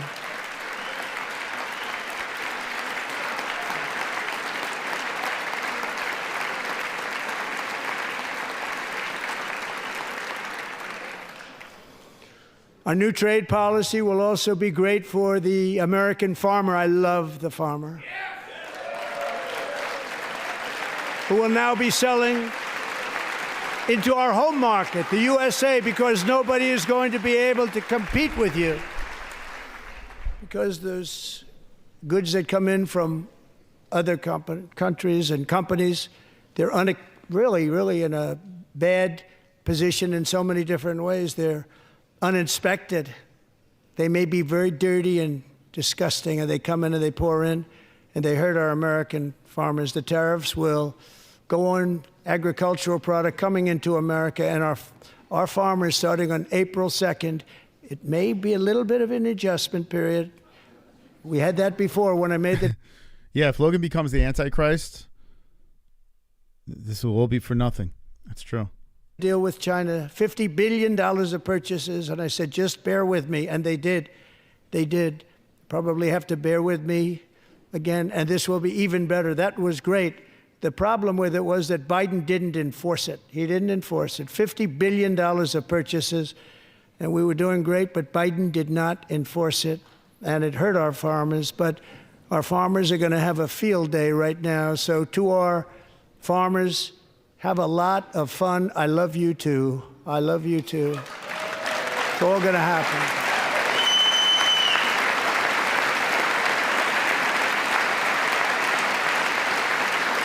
And I have also imposed a 25% tariff on foreign aluminum, copper, lumber, and steel, because if we don't have, as an example, steel and lots of other things, we don't have a military, and frankly, we just won't have a country very long. Here today is a proud American steelworker, fantastic person from Decatur, Alabama, Jeff Denard. Has been working at the same steel plant for 27 years in a job that has allowed him to serve as the captain of his local volunteer fire department, raise 7 children with his beautiful wife, Nicole, and over the years provide a loving home for more than 40 foster children. So great, Jeff.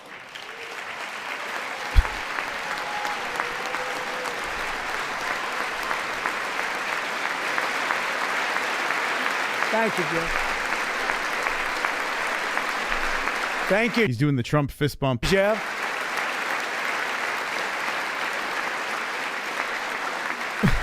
Stories like Jeff's remind us that tariffs are not just about protecting American jobs. They're about protecting the soul of our country. Tariffs are about making America rich again and making America great again, and it's happening, and it will happen rather quickly. There'll be a little disturbance, but we're okay with that. It won't be much. No, you're not. Oh. And look and wait, what? I zoned out for a second. Disturbance, but we're okay with that. It won't be much. No, you're not. Oh. What did she say? Or he said? And look where Biden took us. Very low, the lowest we've ever been. Jeff, I want to thank you very much, and I also want to recognize another person who has devoted herself to foster care community. She works so hard on it. A very loving person, our magnificent First Lady of the United States.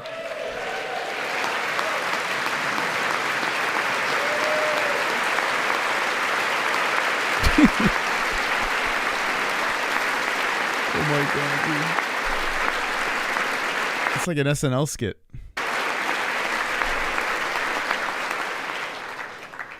Melania's work has yielded incredible results, helping prepare our nation's future leaders as they enter the workforce. Our First Lady is joined by 2 impressive young women, very impressive.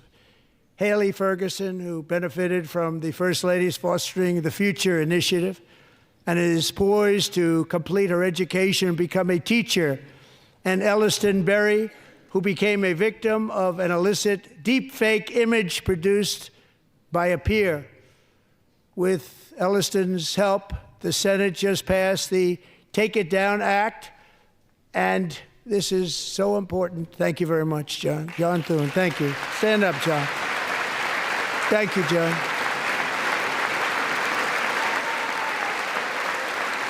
Thank you all very much.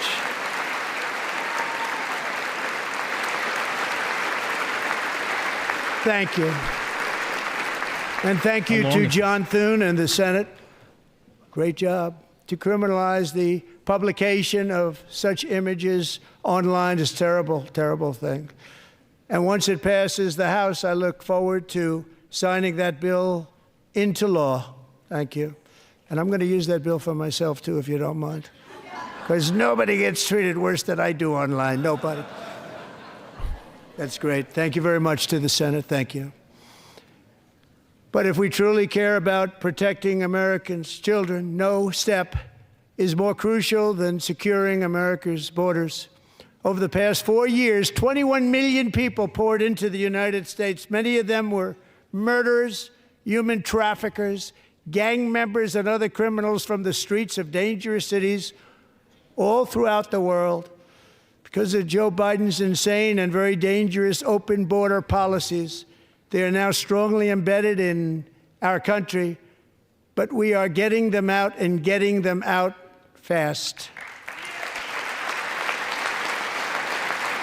The mentally ill.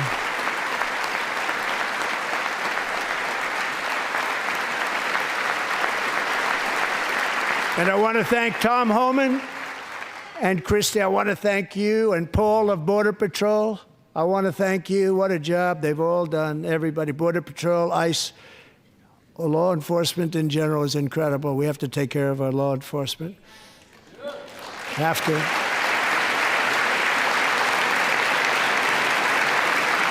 Last year,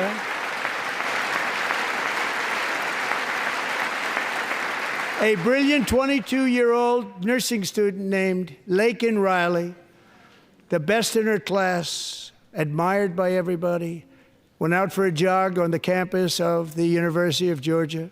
Oh, my God. That morning, Laken was viciously attacked, assaulted, beaten, brutalized, and horrifically murdered. Laken was stolen from us by a savage illegal alien gang member who was arrested while trespassing across Biden's open southern border and then set loose into the United States under the heartless policies of that failed administration. It was indeed a failed administration. He had then been arrested and released in a Democrat-run sanctuary city, a disaster, before ending the life of this beautiful young angel. With us this evening are Laken's beloved mother, Allison, and her sister, Lauren.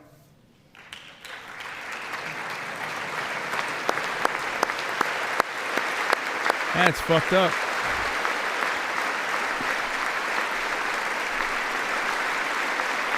You don't want to be in a situation like this situation because of that. That's crazy. Mom's like, yeah, all right. Last year, I told Laken's grieving parents that we would ensure their daughter would not have died in vain. That's why the very first bill I signed into law as your 47th president mandates the detention of all dangerous criminal aliens who threaten public safety. It's a very strong, powerful act. Get them out of here.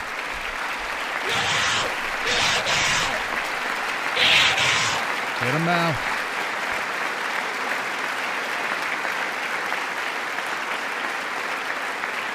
It's called the Laken-Riley Act.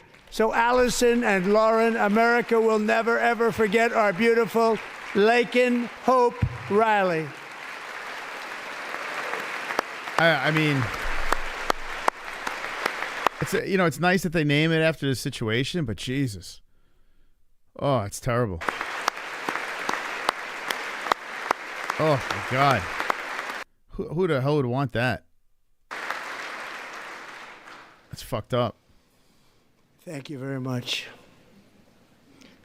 Since taking office, my administration has launched the most sweeping border and immigration crackdown in American history, and we quickly achieved the lowest numbers of illegal border crossers ever recorded. Thank you.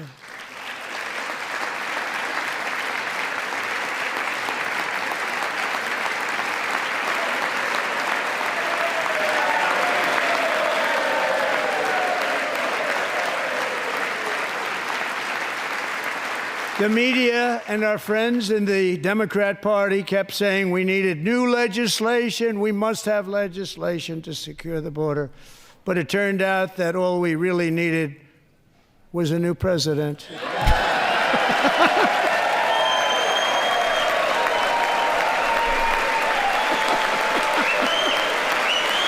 my God, dude. Oh, my God. Shit. Oh, my God. Thank you. Joe Biden didn't just open our borders, he flew illegal aliens over them to overwhelm our schools, hospitals, and communities throughout the country. Entire towns like Aurora, Colorado, and Springfield, Ohio, buckled under the weight of the migrant occupation and corruption like nobody's ever seen before. Beautiful towns destroyed. Now, just as I promised in my inaugural address, we are achieving the great liberation of America.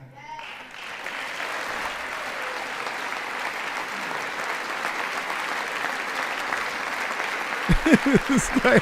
But there. You see this dude? Look at this.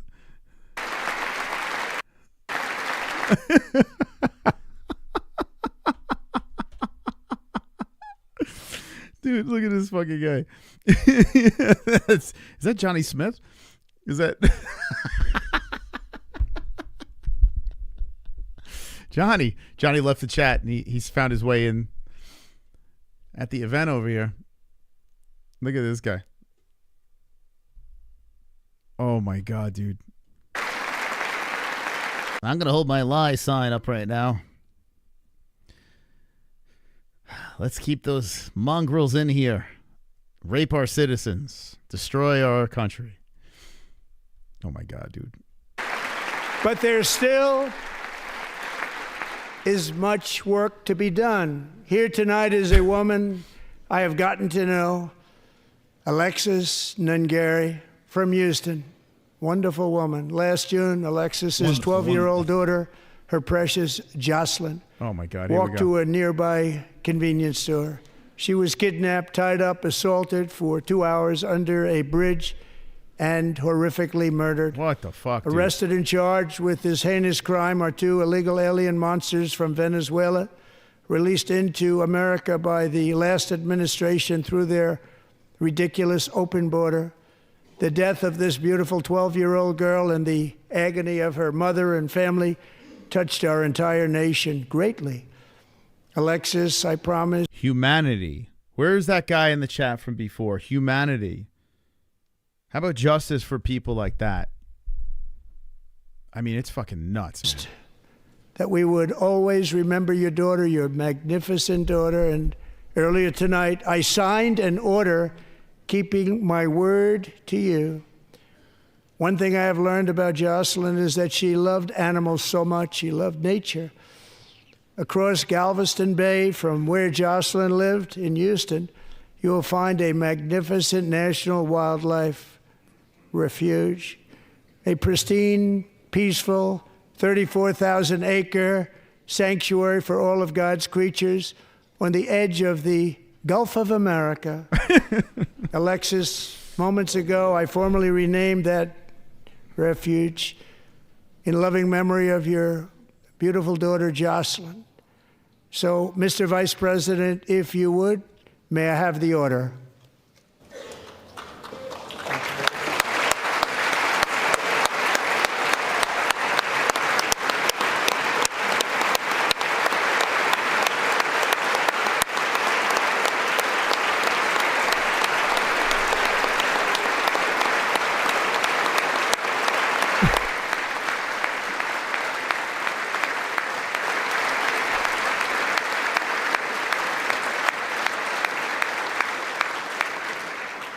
Thank you very much.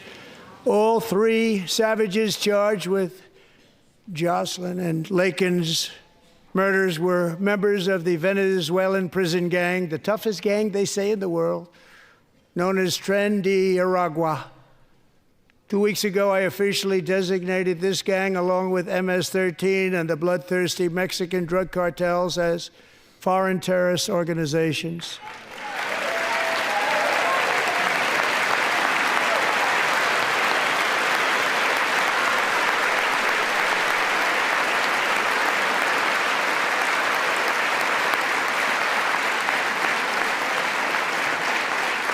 They are now officially in the same category as ISIS, and that's not good for them. Countless thousands of these terrorists were welcomed into the U.S. by the Biden administration. But now every last one will be rounded up and forcibly removed from our country, or, if they're too dangerous, put in jails, standing trial in this country, because we don't want them to come back ever. With us this evening is a warrior on the front lines of that battle, Border Patrol Agent Roberto Ortiz. Great guy.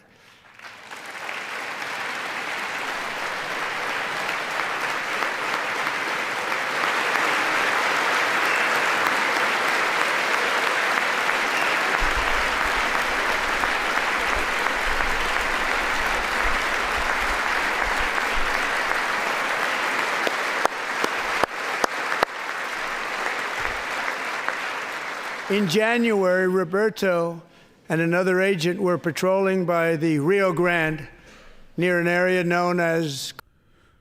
What are you saying over here? Hey, Two Joints, how you doing, bud? In a large city, it's over 190. It's $6.85 a gallon.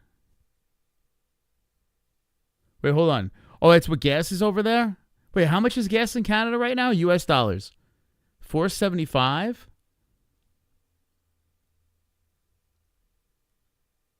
Yeah, it's like $3.65 here. But if you have, I got a hack. You use the Fry's supermarket, you can get $1 off a gallon. Say $14 the other day. Paid like $2.65 a gallon. I was like, fuck yeah. So get the Fry's card. But that's $4.75 a gallon.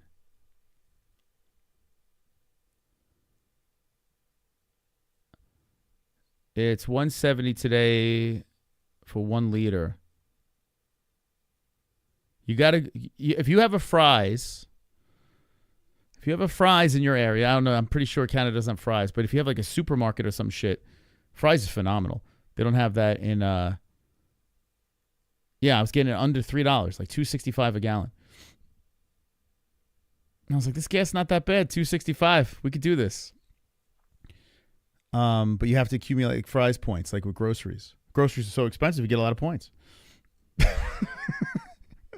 all bounces out. Is there any hacks by you guys in the chat? Do you have like certain gas stations that take points and shit like that? Yeah, $1 off a gallon. It's nuts.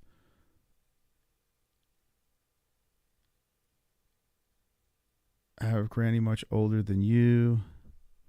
That's a bonus. Yeah, the eggs go higher. I get more points on my Fry's card. I get more money taken off my gas. Yes.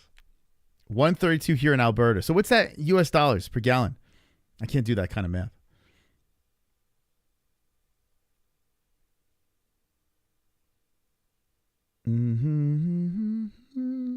Yeah, what's that US dollars? Wish everything was all the same. We could all be on the same page. You know? The whole tariff thing is crazy because, like, we're just tariffing back, right? It's like we were getting tariffed up the ass. So we're like, all right, fuck it. Now we're going to start tariffing back. And now here we are in this weird situation. We should all stop. Everyone should stop. Right? That would be the logical way. If everyone just across the board says, you know what? We're not tariffing anymore. Boom. Problem solved. But the U.S. is like, hey, I'm not getting bent over anymore. I'm going to start tariffing back. Fuck off, you know? Everyone just gets greedy. 415 is the cheapest in San. Wow, 415 is the cheapest in San Diego. By me, it's like $3.65. Yeah, today it was like around $3.65. I saw, but like I said, Fry's points.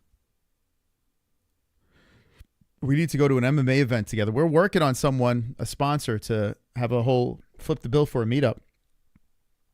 So yeah, we're currently working on something like that. That would be nice. Rep the MMA holes, man, for sure. Cartel Island doesn't sound too nice to me. When heavily armed gunmen started shooting at them, Roberto saw that his partner was totally exposed, at great danger, and he leapt. Ashley, the next time, I'm calling you Ashley. You're a dude, right?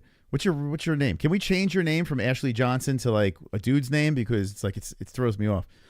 I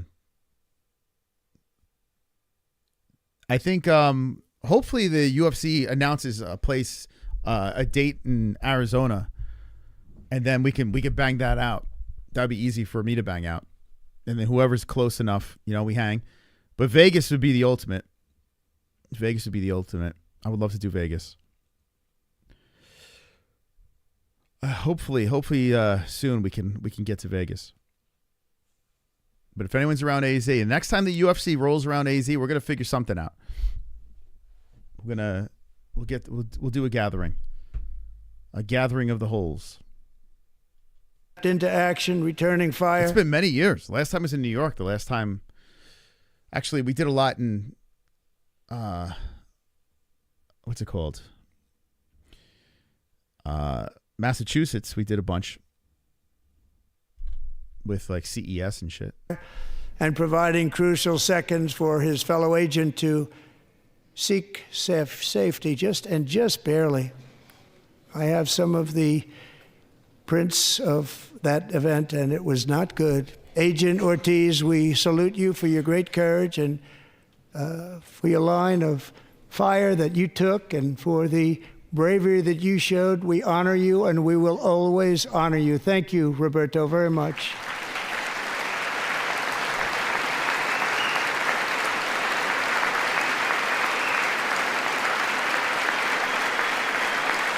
He looks like the skinny version of Fat Joe. Kind of looks like Sonosi, right? Is that Sonosi?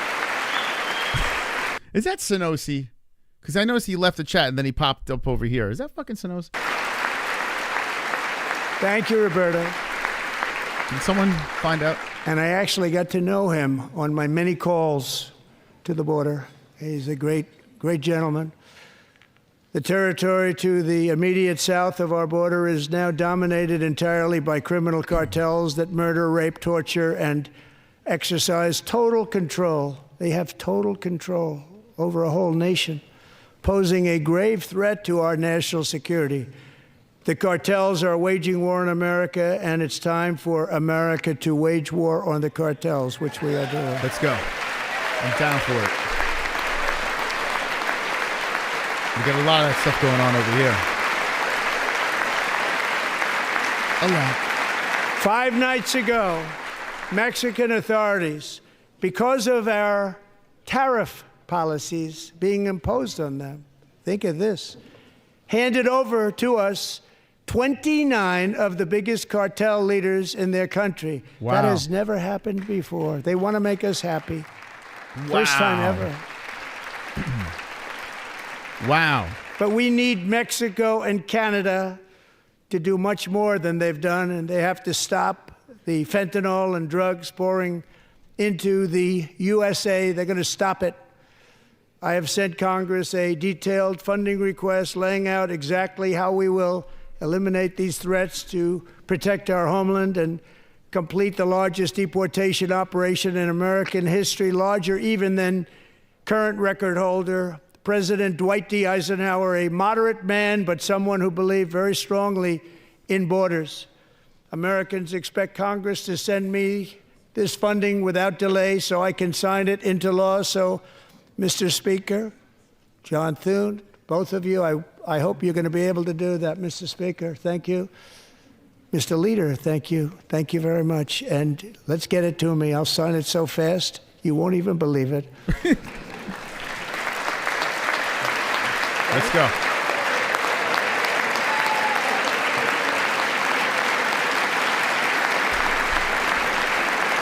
Let's get to the Ukraine. And as we reclaim our sovereignty, we must also bring back law and order to our cities and towns.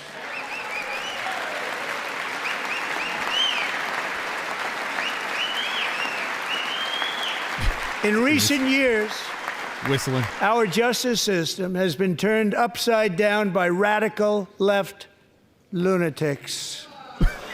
Many jurisdictions virtually ceased enforcing the law against dangerous repeat offenders while weaponizing law enforcement against Oh my God, dude! He just pointed at him and called him a bunch of lunatics. political opponents like me. My administration has acted swiftly and decisively to restore fair, equal, and impartial They're so exhausted from sitting there for that long, they can't even argue anymore. They're just like, oh, God, end this. And he's just calling them lunatics. justice under the constitutional rule of law, Oh, my God. starting at the FBI and the DOJ. Pam, good luck. Cash, wherever you may be, good luck. Good luck. Pam Bond, good luck. So important. Going to do a great job. Cash, thank you. Thank you, Cash. There he is. Oh, isn't that the? Wait, isn't? Oh, maybe I'm thinking of it. Is that the guy that's bringing the UFC involved to the military? He looks like that guy. Is that the dude that's like saying, "Hey, the UFC is going to get involved in training the military" or some shit like that? Or is he just the FBI director? Is that the dude that wants to bring the UFC involved, or am I just being retarded? That is him, right? Okay. Yeah, He's bringing the UFC in to train the boys.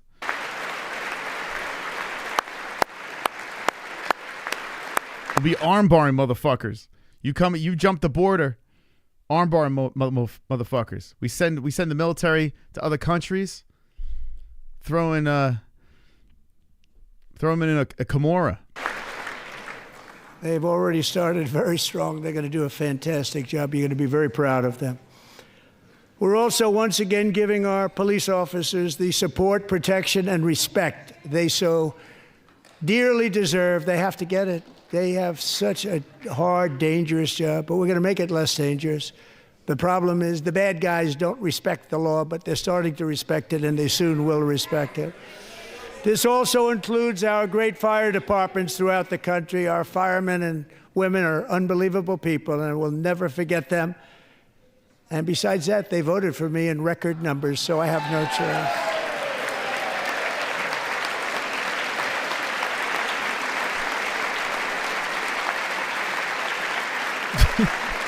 1 year ago this month, 31-year-old New York police officer Jonathan Diller, unbelievably wonderful person and a great officer, was gunned down at a traffic stop on Long Island. I went to his funeral. The vicious criminal charged with his murder had 21 prior arrests, and they were rough arrests, too. He was a real bad one. The thug in the seat next to him had 14 prior arrests and went by the name of Killer. He was Killer. He killed other people, they say, a lot of them. I attended Officer Diller's service, and when I met his wife and one-year-old son, Ryan, it was very inspirational, actually. His widow's name is Stephanie, and she is here tonight. Stephanie, thank you very much, Stephanie. Thank you very much.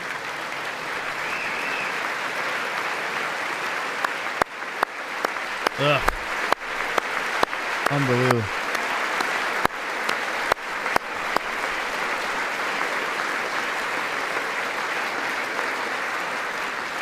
So uncomfortable. She freaking just lost her husband. Stephanie, we're going to make sure that Ryan knows his dad was a true Did they not clap for her, too? That's crazy, man. hero, New York's finest. And we're going to get these cold-blooded killers and repeat offenders off our streets, and we're going to do it fast. Got to stop it. They get out with 28 arrests. They push people into subway trains. They hit people over the head, back of the head with baseball bats. We got to get them out of here. Get them out of here. I've already signed an executive order requiring a mandatory death penalty for anyone who murders a police officer. And tonight I'm asking Congress to pass that policy into permanent law.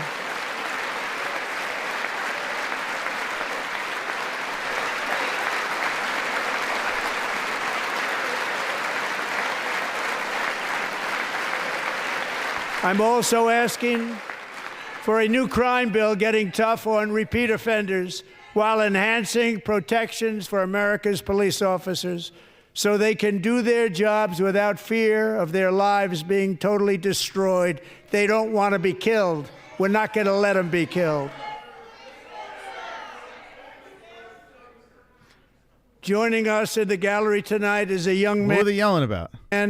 Who truly loves our police.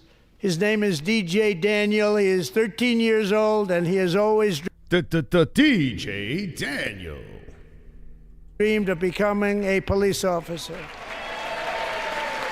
There he is. Look at this guy. Yeah. Let's go. DJ. Is that Justin Jr.? I was wondering where Justin Jr. went. There he is. Look at him, all grown up.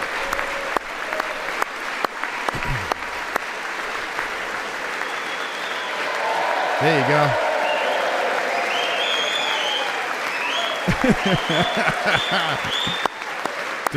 DJ. It's like, Dad, stop picking me up. But bro. in 2018, DJ was diagnosed with brain cancer. Ugh. The doctors gave him 5 months at most to live. That was more than 6 years ago. Jesus. Wow. That's terrible. I'm back, baby. Pick me up, Dad. Brain cancer. Fucking hell, dude.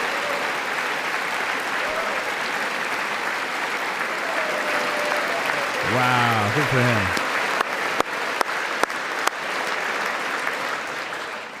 Since that time, DJ and his dad have been on a quest to make his dream come true, and DJ has been sworn in as an honorary law enforcement officer actually a number of times. The police love him, the police departments love him. And tonight, DJ, we're going to do you the biggest honor of them all. I am asking our new Secret Service Director, Sean Curran, to officially make you an agent of the United States Secret Service. Let's go. Let's go. Oh my God. Look at this. Give him the earpiece. Holy shit. DJ's like, what the fuck? Oh my God. Look at him. He's going to have a heart attack, this kid. Look at him. Dude, that's like the coolest shit ever.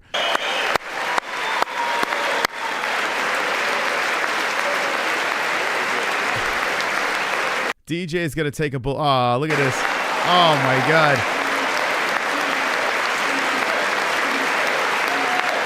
Wow. That's fucking crazy. Dude, that's like super emotional, man. What the fuck? Dude, I didn't expect that. Hitting us in the heart there. Wow, that's Thank so you, cool. DJ. Look at those shitheads. Are they still sitting? There's no way. Were they still sitting?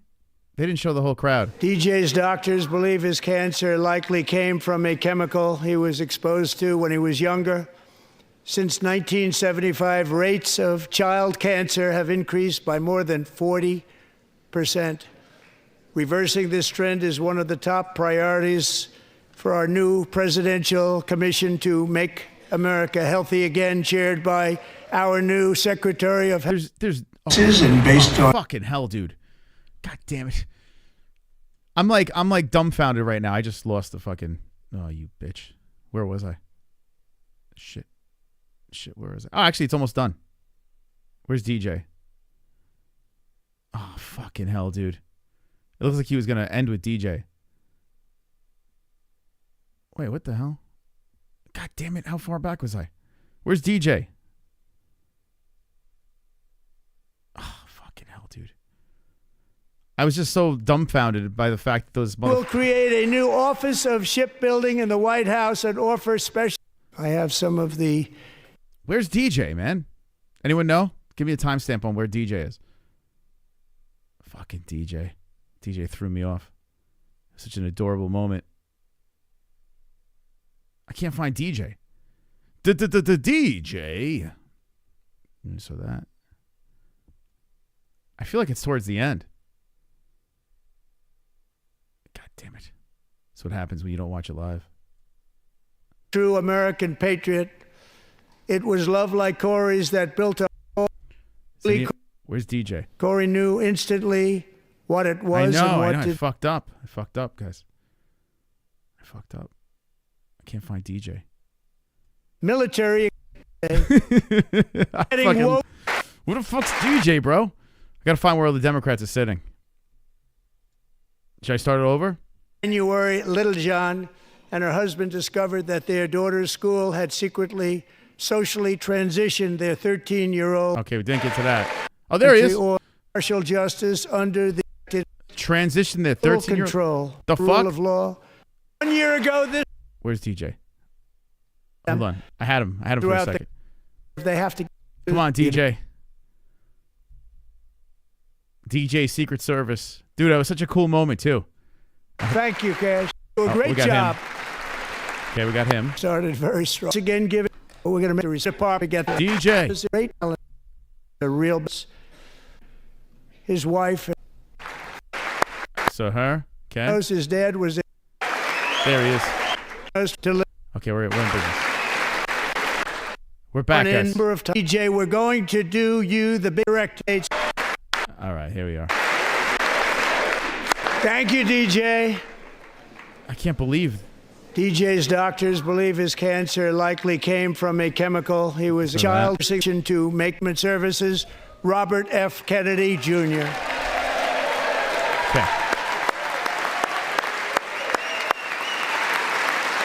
RFK. From DJ to RFK.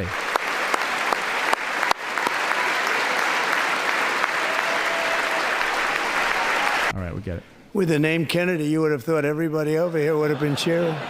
How quickly they forget. Oh my God, dude. Our goal is to get toxins out of our environment, poisons out of our food supply, and keep our children healthy and strong. As an example, not long ago, and you can't even believe these numbers, 1 in 10,000 children had autism, 1 in 10,000. And now it's 1 in 36. Wow. There's something wrong. 1 in 36. Think of that. So we're going to find out what it is, and there's nobody better than Bobby and all of... I truly do believe it is the food. Like, in everything that's going on right now. Like, between, like, the cell phone signals and the Wi-Fi and Bluetooth and everything that we have is a luxury. I think it's, like, deforming our brains. The people that are working with you, you have the best to figure out what is going on. Okay, Bobby, good luck. It's a very important job. Thank you. I'm going to take care of it for everybody. I got it under control, don't worry.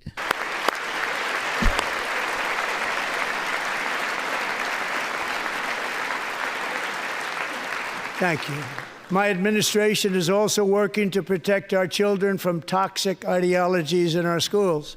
A few years ago, January, Littlejohn and her husband discovered that their daughter's school had secretly socially transitioned their 13-year-old little girl. Teachers and administrators conspired to deceive January and her husband while encouraging her daughter to use a new name and pronouns. They, them pronoun, actually, all without telling January, who is here tonight and is now a courageous advocate against this form of child abuse. January, thank you. Thank you. Thank you very much. It's January. They didn't bring January, though. Thank you. Wait, is she January? She's all grown up? Dude, that's fucking crazy. That is crazy that he, him, them, it, and then brainwashing. I mean, it's one thing. All right, you identify whatever the hell you want. But with kids, man. Kids.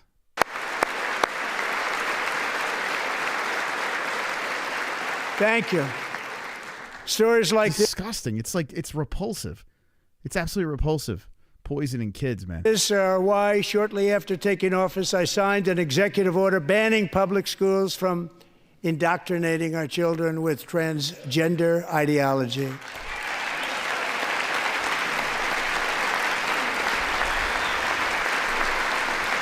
Think about this. Jim Norton, the comedian, like he's super right. Like super, super right. He goes on all these Fox shows. Like my dad tells me, oh yeah, Jim Norton was on this and that. He literally married a tranny. Like he's literally married to a dude that, you know, whatever. I think she still has the dick, but everything else looks like, you know, a woman. And he is even super pro Trump. You know, it's like this is not an anti-tranny thing. This is not an anti-gay thing or lesbian or whatever. It's not about that. It's about fucking brainwashing kids into this stuff. You know, if you once you are an adult, you can do whatever the hell you want with yourself. That's on you, man. It's your life. We're not here to dictate what you do in your life. But you cannot do that to children, man. It's like it's heinous. Like that's the mentally ill, man. I also signed an order to cut off all taxpayer funding to any institution that engages in the sexual mutilation of our youth. Dude, I can't even. I had a crazy conversation about. I'm not gonna say with who, but I had a crazy conversation about this, and I was like, "Damn, man! Like, there's some people I think like you could do like hormone blockers, and they say it's safe. It's been proven to be not safe to give these to kids, like hormone blockers. They're given to kids that don't know if they're a boy or a girl. The kid will figure it out. You could see it. Like, I know kids that, like, friends that have kids and stuff like that. You see them young, you're like, yeah, that kid is definitely not going to be straight when they get older. Like, you could tell right from the beginning. Let them make that choice. Let them get to the age and say, yeah, you know what? You're right. Your hunch was right, you know? Don't let the kid know what your hunch is, though. Let the kid fucking figure it out. I don't know, man. It's disturbing. It's just like we must have like too much time on our hands to fucking, like, this is what we're talking about. Like, we definitely have too much time on our hands that, like, these are the things that we're trying to brainwash our kids. And now I want Congress to pass a bill permanently banning and criminalizing sex changes on children and forever ending the lie that any child is trapped in the wrong body. It's crazy. This is a big lie.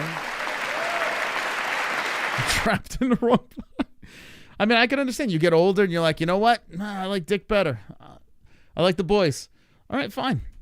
Do you, man? You don't really know that at 8.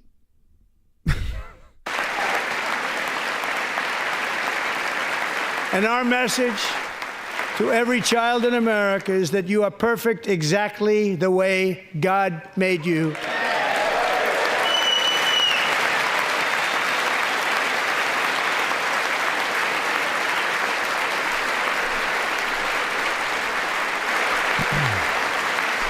Because we're getting wokeness out of our schools and out of our military, and it's already out, and it's out of our society. We don't want it.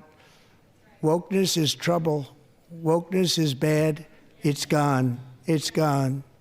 And we feel so much better for it, don't we? Don't we feel better? Oh, boy. Our service members won't be activists and ideologues. They will be fighters and warriors. They will fight for our country. And Pete, congratulations. Secretary of Defense, congratulations.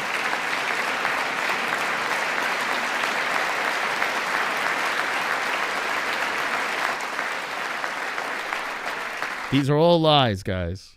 Like chat was saying before, all lies. It's just spewing lies and lies and lies, all lies. And he's not big into the woke movement, I can tell you. I mean, I'm like, preach, man.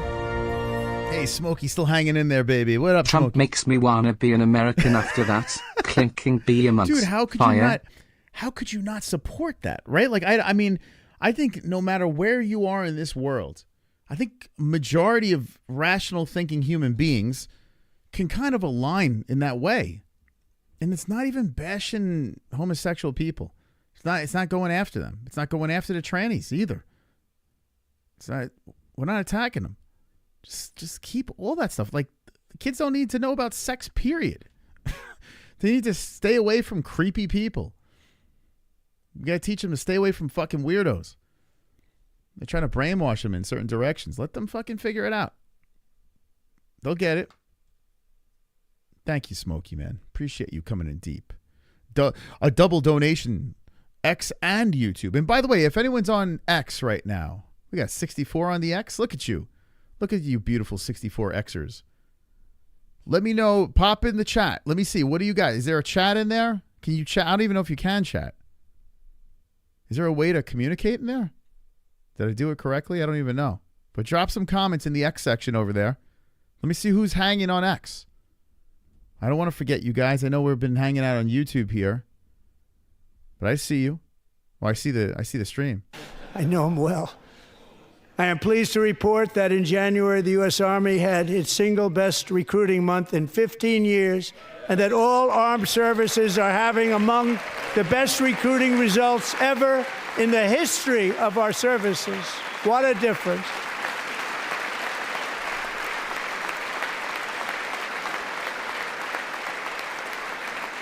And you know, it was just a few months ago where the results were exactly the opposite. We couldn't recruit anywhere. We couldn't recruit. Now we're having the best results just about that we've ever had. What a tremendous turnaround. It's really a beautiful thing to see. People love our country again. It's very simple. They love our country, and they love being in our military again. So it's a great thing, and thank you very much. Great job. Thank you. I can literally just call up my brother-in-law and see how accurate that is. My brother-in-law is in the Marines right now. He was doing recruiting for a little while. He does a lot of weapons. He's doing his thing, man. So shout out to my brother-in-law. But he loves Trump, man. And he's in the middle of all this stuff.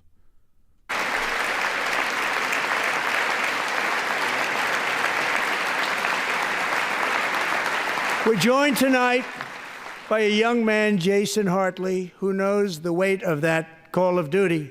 Jason's father, grandfather, and great-grandfather all wore the uniform. Jason tragically lost his dad, who was also a Los Angeles County Sheriff's deputy when he was just a boy, and now he wants to carry on the family legacy of service. Jason is a senior in high school, a 6-letter varsity athlete, a really good athlete, they say, a brilliant student with a 4.46, that's good, GPA.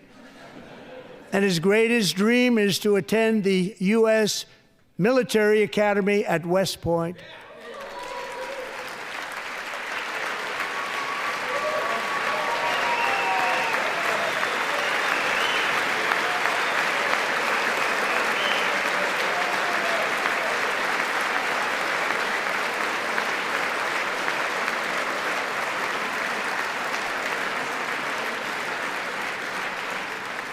And Jason, that's a very big deal getting in. That's a hard one to get into. But I'm pleased to inform you that your application has been accepted. You will soon be joining the Corps of Cadets. And we don't have to drag you out of a car, rip you from your family.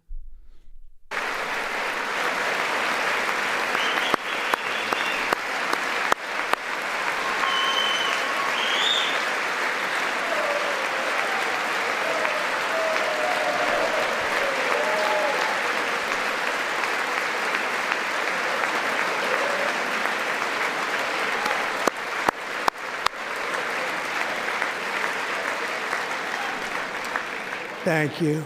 Jason, you're going to be on the long gray line, Jason. As Commander-in-Chief, my focus is on building the most powerful military of the future. As a first step, I'm asking Congress to fund a state-of-the-art Golden Dome missile defense shield to protect our homeland, all made in the USA.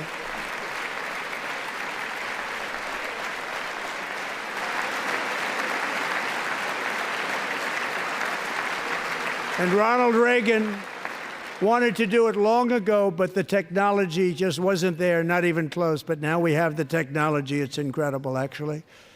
And other places, they have it. Israel has it. Other places have it. And the United States should have it too, right, Tim, right? They should have it too. So I want to thank you. But it's a very, very important. This is a very dangerous world. We should have it. We want to be protected, and we're going to protect our citizens like never before. To boost our defense industrial base, we are also going to resurrect the American shipbuilding industry, including commercial shipbuilding and military shipbuilding.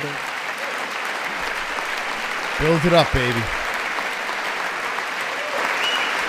And for that purpose, I am announcing tonight that we will create a new Office of Shipbuilding in the White House and offer special tax incentives to bring this industry home to America where it belongs. We used to make so many ships. We don't make them anymore very much, but we're going to make them very fast, very soon. It will have a huge impact. To further enhance our national security, my administration will be reclaiming the Panama Canal, and we've already started doing it.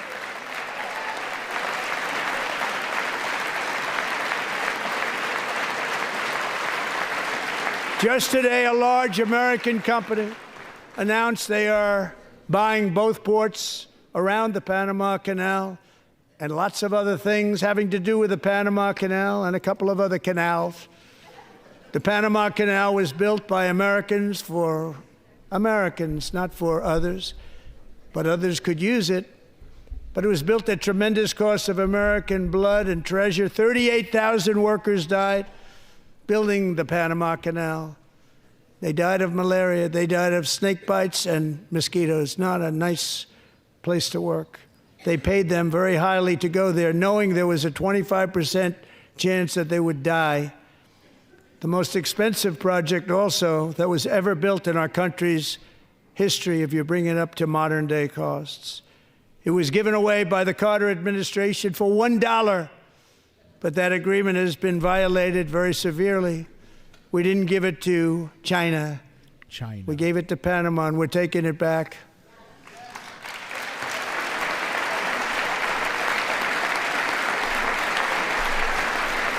All right, now go on X. Everyone that has X right now, stop what you're doing. Go on over there, retweet this stream. I want to see what the chat looks like. I want to see if the chat even works. Like, what the fuck? It says 69 people on there. You just like weirdly watching? Comment on the thing over there if you watch it on X. You creeps. Fucking lurking weirdos. 69 weirdos just staring at that fucking screen. Yo, put a fucking comment there. Respond. Let me know if you can comment on that chat, you fucking weirdos. All right, anyway, back to this. Thank you.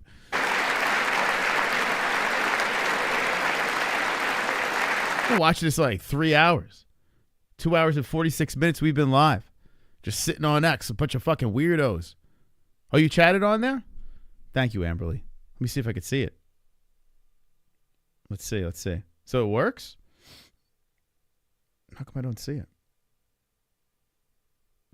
Sherry, babe. Let's see. Okay, here's the live. It says 69 people. That says 70 people. That's probably me. I'm probably number 70. It doesn't pop up, though, like when I press play. Oh, there it is. That's me looking at my phone. I just hit a like on there. How do you chat? Let's see. Let's say something. Hi, Chris. Let me talk to myself for a second here. Hi, Chris. Okay. There we go. We hit. How do you send it? It's not very functional. Like here, hi, Chris. All right, send. Okay. Does that pop up on there? Where do you see this on this? Fuck. It doesn't quite like pop up. Da, da, da, da, da.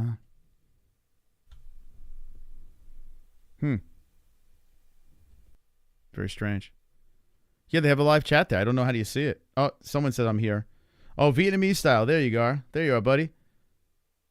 That's weird. So I guess I gotta like look on my phone. All right, I see you. So you can chat on there. Okay. I don't know why it doesn't pop up on my screen. Thank you, Vietnamese style, for confirming that it works. All right, thank you. Now we have Marco Rubio in charge. Good luck, Marco. Good luck. Now, we know who to blame if anything goes wrong. He makes sure that he puts these people in place and says, this person's responsible. The whole time he was like, this person's responsible for this. You want to be responsible? Okay, you're going to take the blame. If this doesn't work out, you blame those freaking people. Marco's been amazing, and he's going to do a great job. Thank you, Vietnamese style. Think of it. He got 100 votes. Do I get monetized on X? I don't know. If you share it, we'll find out. I have premium.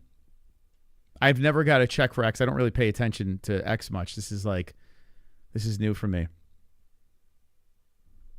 YouTube is our only source of income.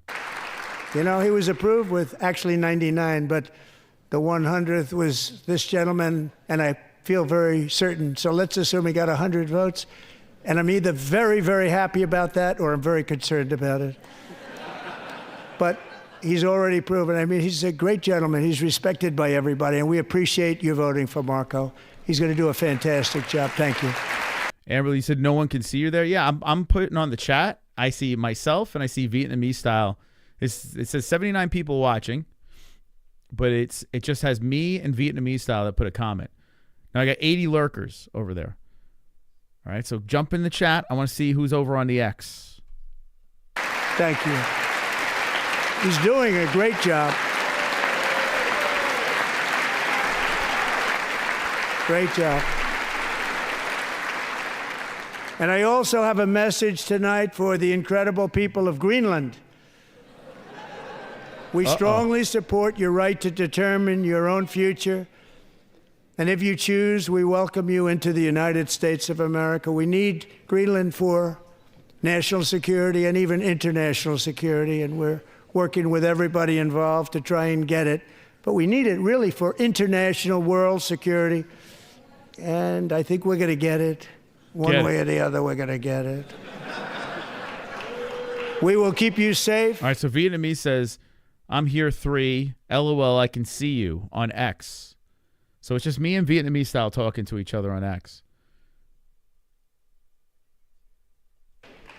We will make you rich, and together we will take Greenland to heights like you have never thought possible before. Let's go, Greenland. It's a very small population, but very, very large piece of land and very, very important for military security. America is once again standing strong against the forces of radical Islamic terrorism. 3.5 years ago, Vietnamese says he sees Amberly. Amberly. The fuck? How come I don't see it? I know I'm interrupting this, but I'm just like fascinated. ISIS terrorists killed 13 American service members and countless others in the Abbey Gate bombing during the disastrous and incompetent withdrawal from Afghanistan. Not that they were withdrawing, it was the way they withdrew. Perhaps the most embarrassing moment in the history of our country.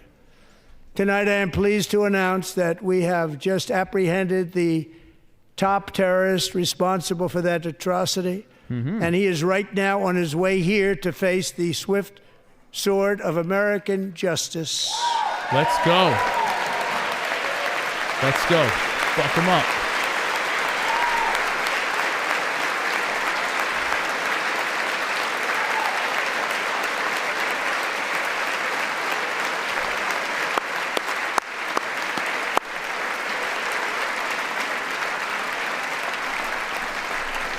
And I want to thank especially the government of Pakistan for helping arrest this monster.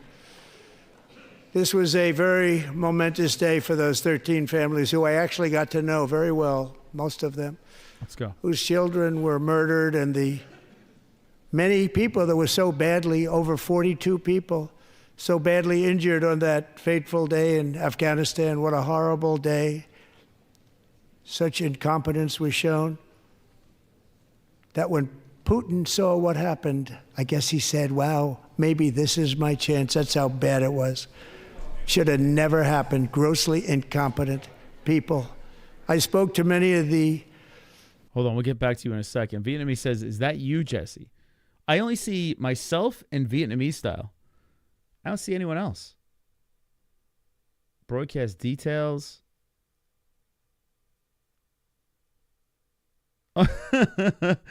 It says live viewers. And Taz, the PBJ, I guess is Taz. So I see Taz's face popped up. I just saw Taz's face. He's the only one I see, and there's 100 people in there, but Taz is fucking, his mush popped up on my screen. But I can't see anyone else chatting. That's so weird, man. It's flawed. The fuck? Taz is just Chaz. Taz Bono is just lurking on the X chat. Taz, come on, what the fuck, dude? Parents and loved ones, and they're all in our hearts tonight. Just spoke to them on the phone. We had a big call. Every one of them called, and everybody was on the line, and they did nothing but cry with happiness. They were very happy, as happy as you can be under those circumstances. Their child, brother, sister, son, daughter was killed for no reason whatsoever. In the Middle East, we're bringing back our hostages from Gaza. In my first term, we achieved one of the most groundbreaking peace agreements in generations, the Abraham Accords.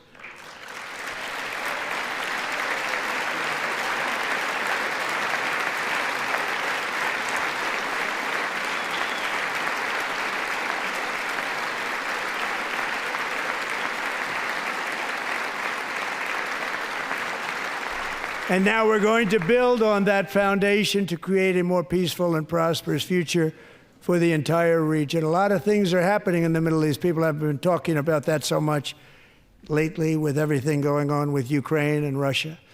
But a lot of things are happening in the Middle East. Here we go. Rough neighborhood, actually. I'm also working tirelessly to end the savage conflict in Ukraine.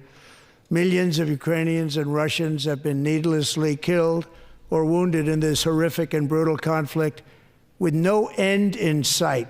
Okay, this is getting good now. Now we're getting good. I see T Moon. Hey, T Moon. Okay, here we go. Now the chat's working. We got 112 peeps in his biz. Yes, Ted Moonshez has arrived. Hey, Ted, how you doing? Welcome. Welcome to the X broadcast here. Even though we're on YouTube as well, I see you in that chat. It's clunky. X can do a better job. Could do a better job. I see you guys pumping in now. 115 over there on the X chat. Everyone, all 115 of you, I want you to repost that immediately. The United States has sent hundreds of billions of dollars to support Ukraine's Here we go. defense. So I'm waiting for with it. no security, with no anything.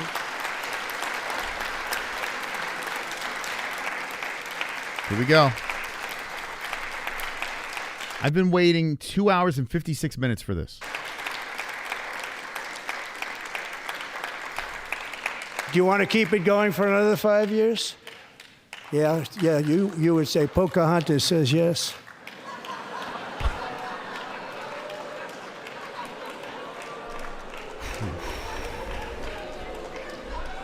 Oh my God. 2,000 people are being killed every single week. More than that. They're Russian young people. They're Ukrainian young people. They're not Americans, but I want it to stop.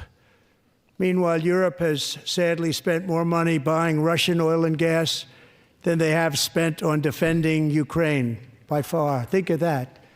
They've spent more buying Russian oil and gas than they have defending. And we've spent perhaps $350 billion, like taking candy from a baby. That's what happened. And they've spent $100 billion. What a difference that is. And we have an ocean separating us, and they don't. But we're getting along very well with them, and lots of good things are happening. Biden has authorized more money in this fight than Europe has spent by billions and billions of dollars. It's hard to believe that they wouldn't have stopped it and said at some point, come on, let's equalize. You got to be equal to us. But that didn't happen. Earlier today, I received an important letter from President Zelensky of Ukraine. Okay. The letter reads, Ukraine is ready to come to the negotiating table as soon as possible to bring lasting peace closer. Nobody wants peace more than the Ukrainians, he said. My team and I stand ready to work under President Trump's strong leadership to get a peace that lasts. We do really value how much America has done to help Ukraine maintain its sovereignty and independence. Regarding the agreement on minerals and security, Ukraine is ready to sign it at any time that is convenient for you. I appreciate that he sent this letter, just got it a little while ago. Simultaneously, we've had serious discussions with Russia and have received strong signals that they are ready for peace. Wouldn't that be beautiful? Wouldn't that be beautiful? Guys, this all plays out and this war stops. I want all the Trump hate to go away. I want it gone. I want all the nonsense, all the fucking bullshit, all the fucking jerk-offs out there that were ridiculing this man on how he treated Zelensky. If this all blows over and the war stops, shut the fuck up. That's it. It's over. Enough's enough. I don't want to hear jack shit. Let this man do his job. Let him try to do everything that he's saying he's going to do. It blows my mind. That whole Ukraine thing blows my mind on how people reacted to that. And saying, oh, they acted like children and this and that. And it's like, bro, like, enough is enough. Clearly, both sides don't want war anymore. Like, they don't want people to die. Unbelievable. It's unbelievable. Like, if you read some of these comments on social media, there's like the brain damage, the mentally ill human beings out there that think they know what the fuck they're talking about. If he is telling the truth here and this shit, this letter was sent to him, which I would imagine it was, and they could squash all this, and everyone like, oh, him and Putin are butt buddies. You got to keep your friends close, your enemies closer. You don't want to piss off Russia. You don't want that to happen. You don't. I want a guy that's in there that's stern, but also can understand, okay, that side's pretty dangerous. We got to make sure we keep some sort of peace here. Instead of just fucking being useless. You got to be stern, yet you have to understand who you got to get in bed with. You got to figure out how you're going to stop war. It's madness to me. This is beautiful. This is music to my ears for what I hear now.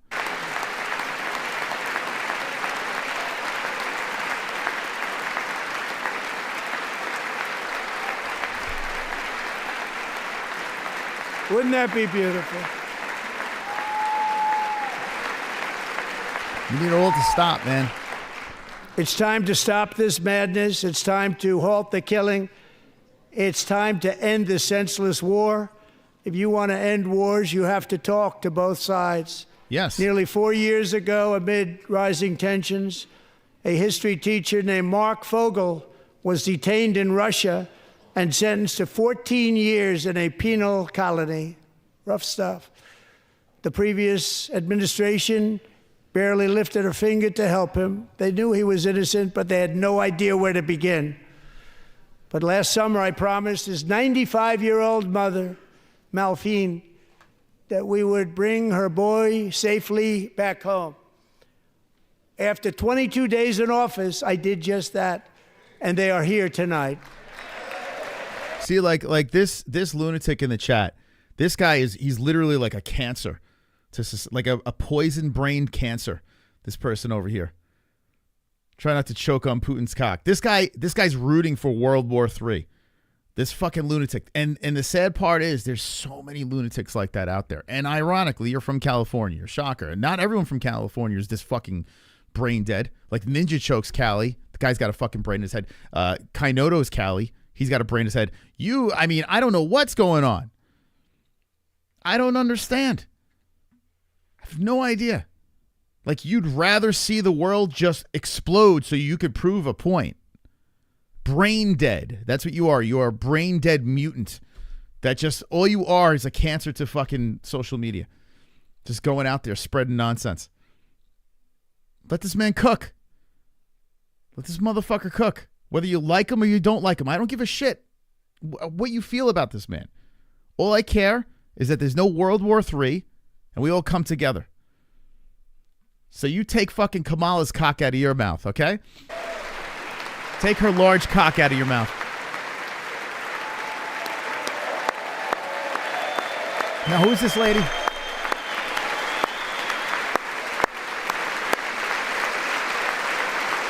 Who's this lady? What's up, Gummy? I'm new here. I'm 50 years old, and I can tell you that tonight's speech blew my mind. More than Reagan Press speech. I'm flabbergasted. I tell you what, and thank you, Bud Cafe, Buddha Cafe. Thank you for stopping by. Thank you to the 125 on X right now. Make sure you fucking drop a comment, hit the heart, repost this thing. This is Gummy Gang. It's our second channel. This is light work over here. This is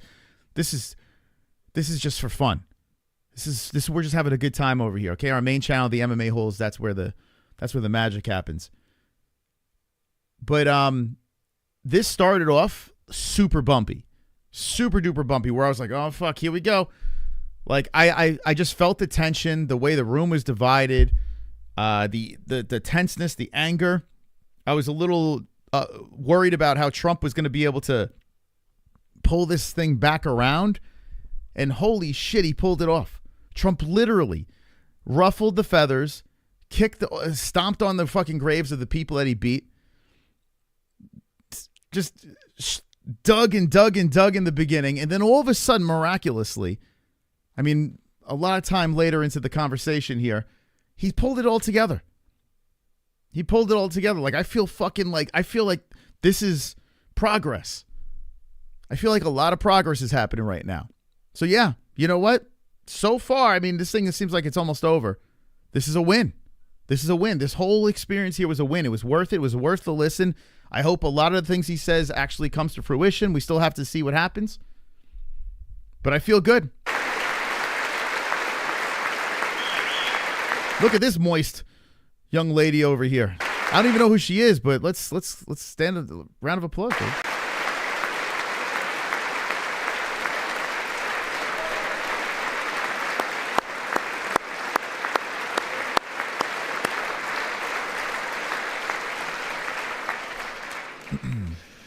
To Mark and his great mom. Oh, hold on a second.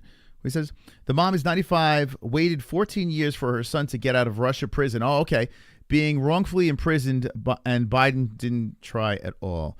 Thank you. Thank you. I didn't even hear that lead up to that because I was too busy yapping. That's crazy, man.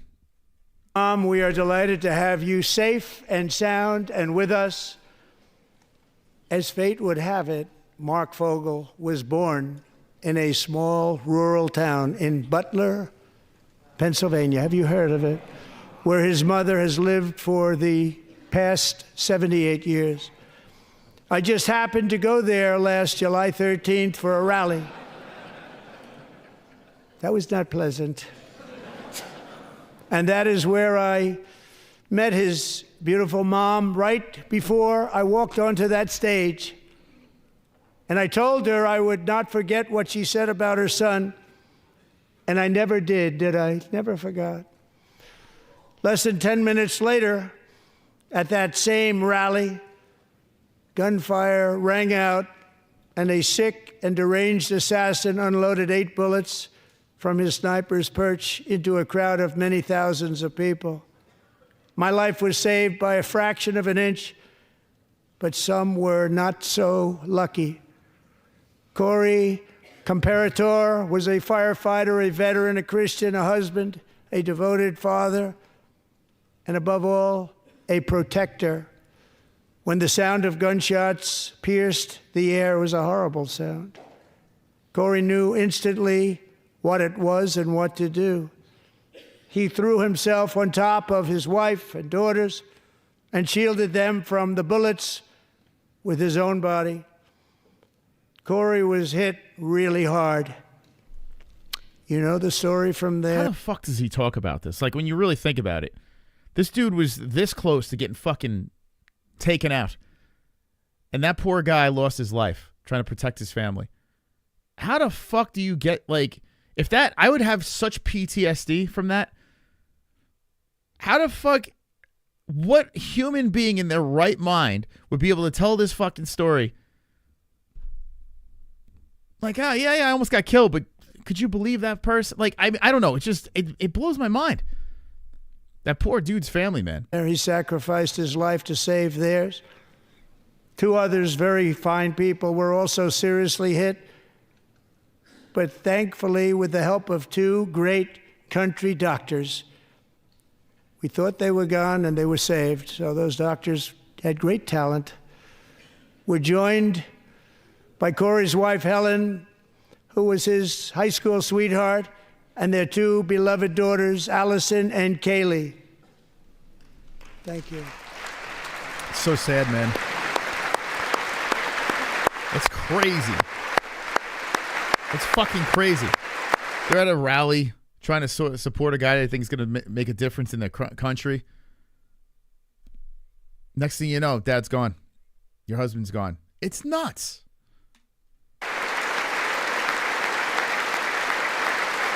Unbelievable, man.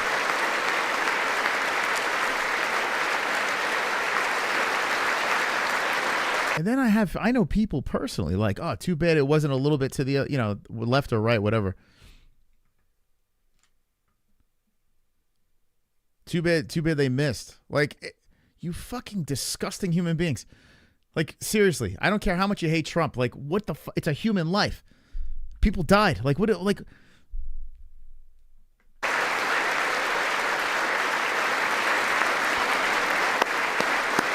Are the Democrats, are they clapping for this? They're probably, God damn, he missed. Got the wrong guy. Like, I just don't get it. To Helen, Allison, and Kaylee, Corey is looking down on his three beautiful ladies right now, and he is cheering you on. He loves you. He is cheering you on.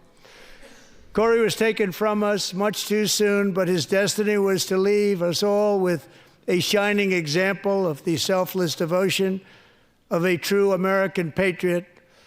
It was love like Corey's that built our country, and it's love like Corey's that is going to make our country more majestic than ever before. I believe that my life was saved that day in Butler for a very good reason. I was saved by God to make America great again. I believe that. Thank you. Thank you.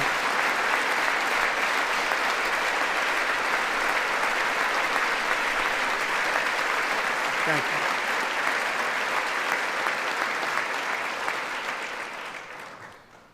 Thank you very much. From the patriots of Lexington and Concord to the heroes of Gettysburg and Normandy, from the warriors who crossed the Delaware to the trailblazers who climbed the Rockies, and from the legends who soared at Kitty Hawk to the astronauts who touched the moon, Americans have always been the people who defied all odds, transcended all dangers, made the most extraordinary sacrifices, and did whatever it took to defend our children, our country, and our freedom. And as we have seen in this chamber tonight, that same strength, faith, love, and spirit is still alive and thriving in the hearts of the American people. Despite the best efforts of those who would try to censor us, silence us, break us, destroy us, Americans are today a proud, free, sovereign, and independent nation that will always be free, and we will fight for it till death. We will never let anything happen to our beloved country, because we are a country of doers, dreamers, fighters, and survivors. Our ancestors crossed a vast ocean, strode into the unknown wilderness, and carved their fortunes from the rock and soil of a perilous and very dangerous frontier. They chased our destiny across a boundless continent. They built the railroads, laid the highways, and graced the world with American marvels like the Empire State Building, the mighty Hoover Dam, and the towering Golden Gate Bridge.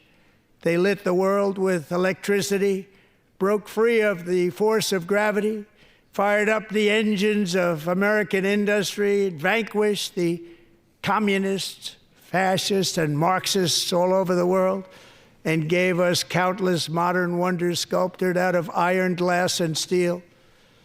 We stand on the shoulders of these pioneers who won and built the modern age, these workers who poured their sweat into the skylines of our cities, these warriors who shed their blood on fields of battle and gave everything they had for our rights and for our freedom.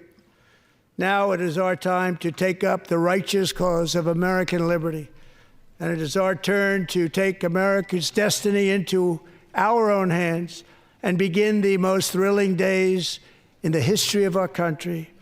This will be our greatest era. With God's help, over the next 4 years, we are going to lead this nation even higher, and we are going to forge the freest, most advanced, most dynamic, and most dominant civilization ever to exist on the face of this earth. We are going to create the highest quality of life, build the safest and wealthiest and healthiest and most vital communities anywhere in the world. We are going to conquer the vast frontiers of science, and we are going to lead humanity into space and plant the American flag on the planet Mars and even far beyond. Let's go to Mars, baby.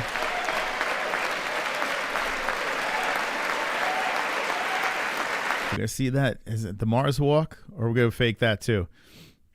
I'm telling you, man, Mars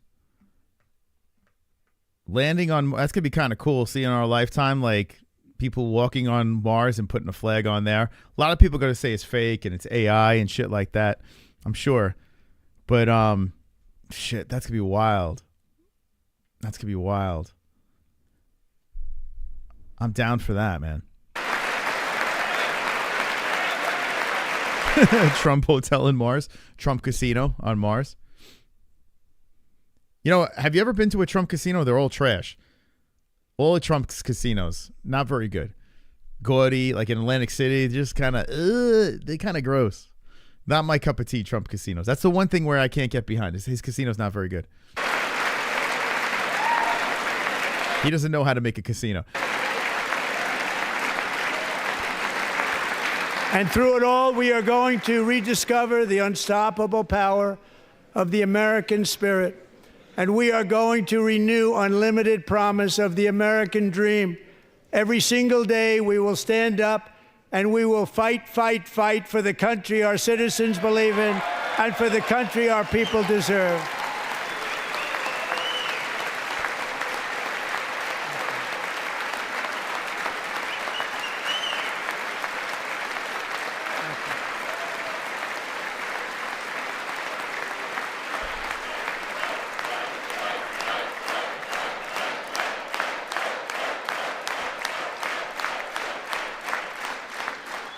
My fellow Americans.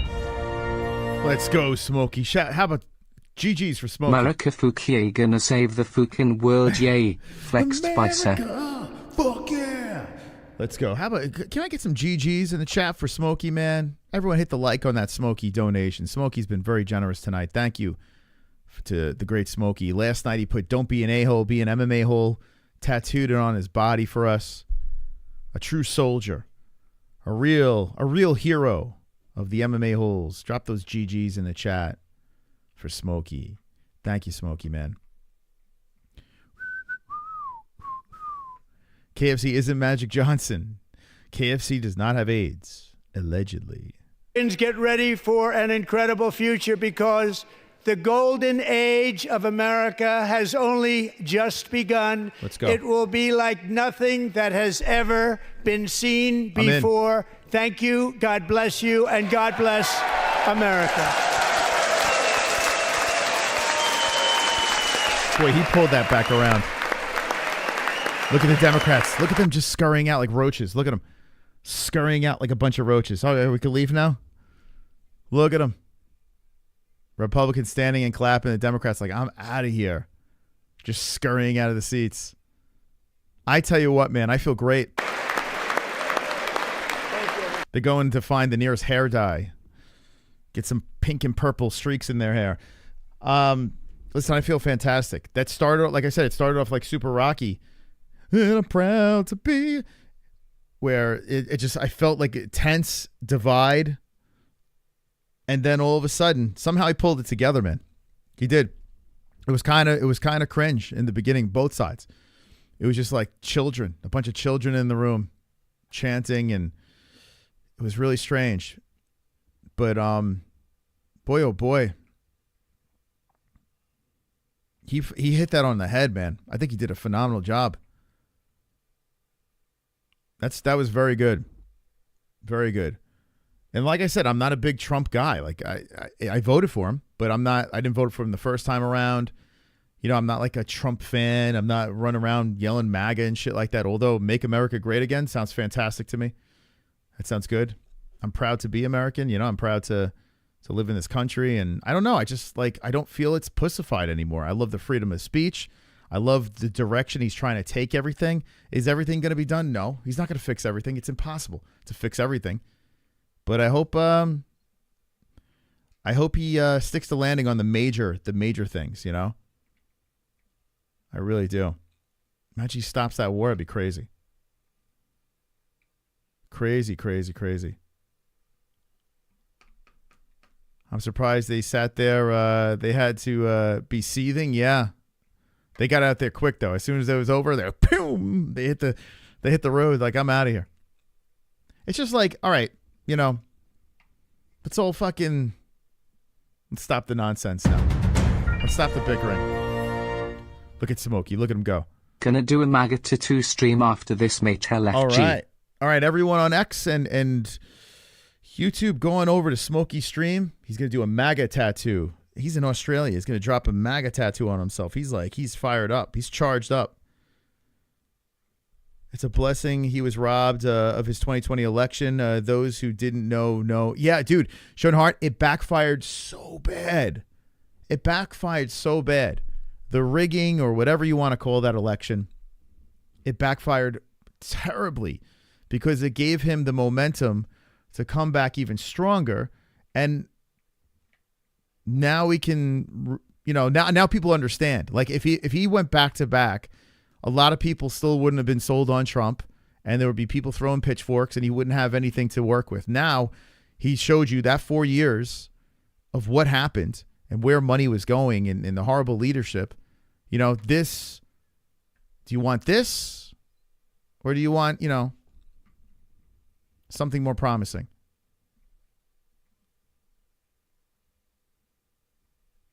I appreciate you, Alexander. Yeah, listen, I'm just bantering with you. I don't give a I may came across a little hostile in my commentary on here, but I got to be honest with you, like I just want us all to fucking prosper. At the end of the day, that's what I want. So it's just like, can't we all just get along, type thing. I'm not saying, hey, become a MAGA man, become a Trump dick sucker or any of that shit. I'm not saying that. What I'm saying is let's just try to be hopeful. That's what I want.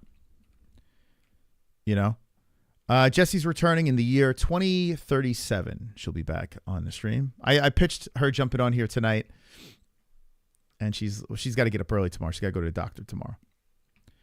But she'll be back soon when the kids can get through the night. Those kids keep Jess up all freaking night.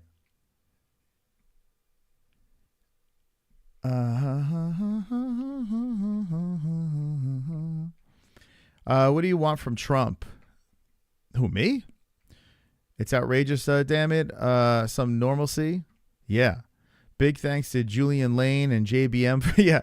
Who's going to come back? Who's going to come on the show? Julian Lane or Jessie? Who will be first to come back? Jessie will be back. She'll be back. You know what? Let me just say this.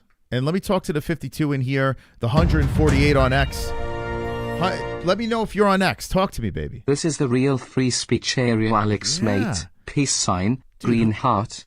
Who doesn't love free speech? I mean, that alone. The fact that you can go on X and say whatever the hell you want. I tell you what, YouTube's loosened up tremendously. YouTube, I've noticed ever since Trump was in the mix, all of a sudden monetization is starting to be a thing again on YouTube. Like, we were on this like no-no list where I had to keep on putting in for monetization. All of a sudden that got cleaned up.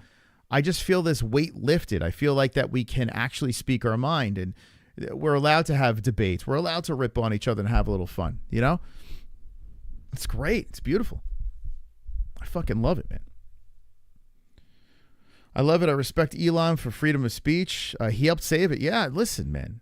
He's not only part of a big part of X's freedom of speech, right? But with the breakthroughs in technology and shit like that, imagine we walk on the Mars. All this crap that's going on, it's nuts, man. It's a crazy time, man. Things are looking bright. I feel good. Anyway, I think that was nice. That was a nice gathering with you guys. Now remember, this is Gummy Gang, guys. This is just Gummy Gang. Hey, what are they saying? Leave during the president's remarks, but we saw a pretty swift move toward the exits from a lot of members of the opposition party. Right, they exited fast, and President Trump's speech was really focused at that MAGA red meat. So it's not surprising that Democrats wanted to get out of the the MAGA red meat. He calls it MAGA. MAGA red meat. Room. We saw repeatedly President Trump essentially kind of daring them to clap, whether that was for DJ Daniel, the cancer survivor he was daring him. They didn't clap. Born into the Secret Service, or Mexico bringing in cartel members. Trump was clearly trying to say that Democrats weren't on his side. Now, Democrats in their defense are going to say, look, his policies aren't delivering the results he's promising. Definitely some of those heartstrings moments, though, as you mentioned, when especially there were children. There was a young man in there who the president said had been admitted to West Point Okay, I don't give a shit. You got your recap, your stupid ass recap. All right, so we're gonna be live on the MMA Holes next, but this is Gummy Gang. This is our second channel. Feel free to subscribe if you like. Thank you for tuning in on X, even though you've like a bunch of fucking 148 mutes over there. Hope you enjoyed the content. Hope you guys had a great time. X is weird, man. At least on YouTube, they start talking. X, I mean, in fairness to them, I guess, it's not the easiest to talk on X. So they probably like, how do you talk on this thing? But good to see you all stop by. For the Fight Buddies, we're going to simul stream. We're going to do this on YouTube, on the main channel, of course. And then I'm going to put it on X as well. If that works out, I might even do a trio of X and Millions. Might do that. Yeah, I like doing Gummy Gang a lot. I like doing this shit. This shit right here. I like this. This is just like a hangout for me. I get to just chill, throw my feet up, hang out, relax, goof around with you motherfuckers, see where the night goes, whether it's video games or it's reacting to some weird shit or getting high as a kite and just drooling into the microphone. I don't know. Talking to people getting tattoos. I don't fucking know. But I will say this. The future of the MMA Holes, Fight Buddies will always be there. And I got to be honest with you. There might be more Gummy Gang. Even though we got a lot more subscribers on the MMA Holes, I enjoy doing this. So I hope you guys had a good time tonight. We went 3 hours and 26 minutes. It was a very delightful stream, even though it got a little hostile because it was politics. I think overall, sleep study's done. Yeah, the 12th, I get the results and figure that out. I think overall, we were pretty civilized. You know, I understand we leaned heavy on a side. I understand that. But I think for the most part, I think we still don't hate each other. Like, I think we got through this. And that says a lot to the people that sat through that entire thing, or a majority of that thing with Trump rambling on about things, and you're not a big fan of his politics or him as a person. Hey, credit to you for not being a complete asshole. You know, good on you for that. So thank you guys for stopping by. It was a delight, but let's get out of here. Okay, guys, good night. Look at that guy's face. All right, bye. Gummy gang, gummy gang, gummy gang, gummy gang, gummy gang, gummy gang, gummy gang, gummy gang, gummy gang.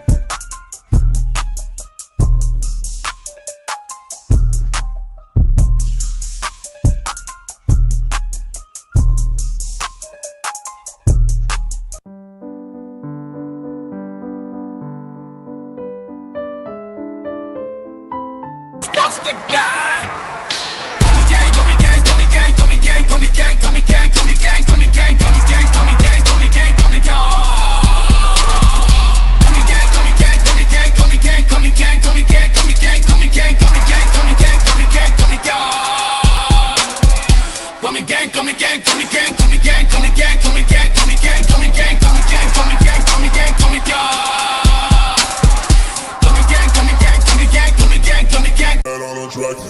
We MMA hoes, community be so dope. We got the best watch-alongs, the internet say so. Who you gonna pick now, the over or the under? Chris will give his picks out, and I don't trust no other. Main card or the prelims, it don't really matter. UFC fight nights and pay-per-views on a platter. So holes and omoplatas, blood nose and split bananas, thug rolls and empanadas, big bowls of marijuana. Gummy gang, gummy gang, gummy gang. I need 2 joints to hang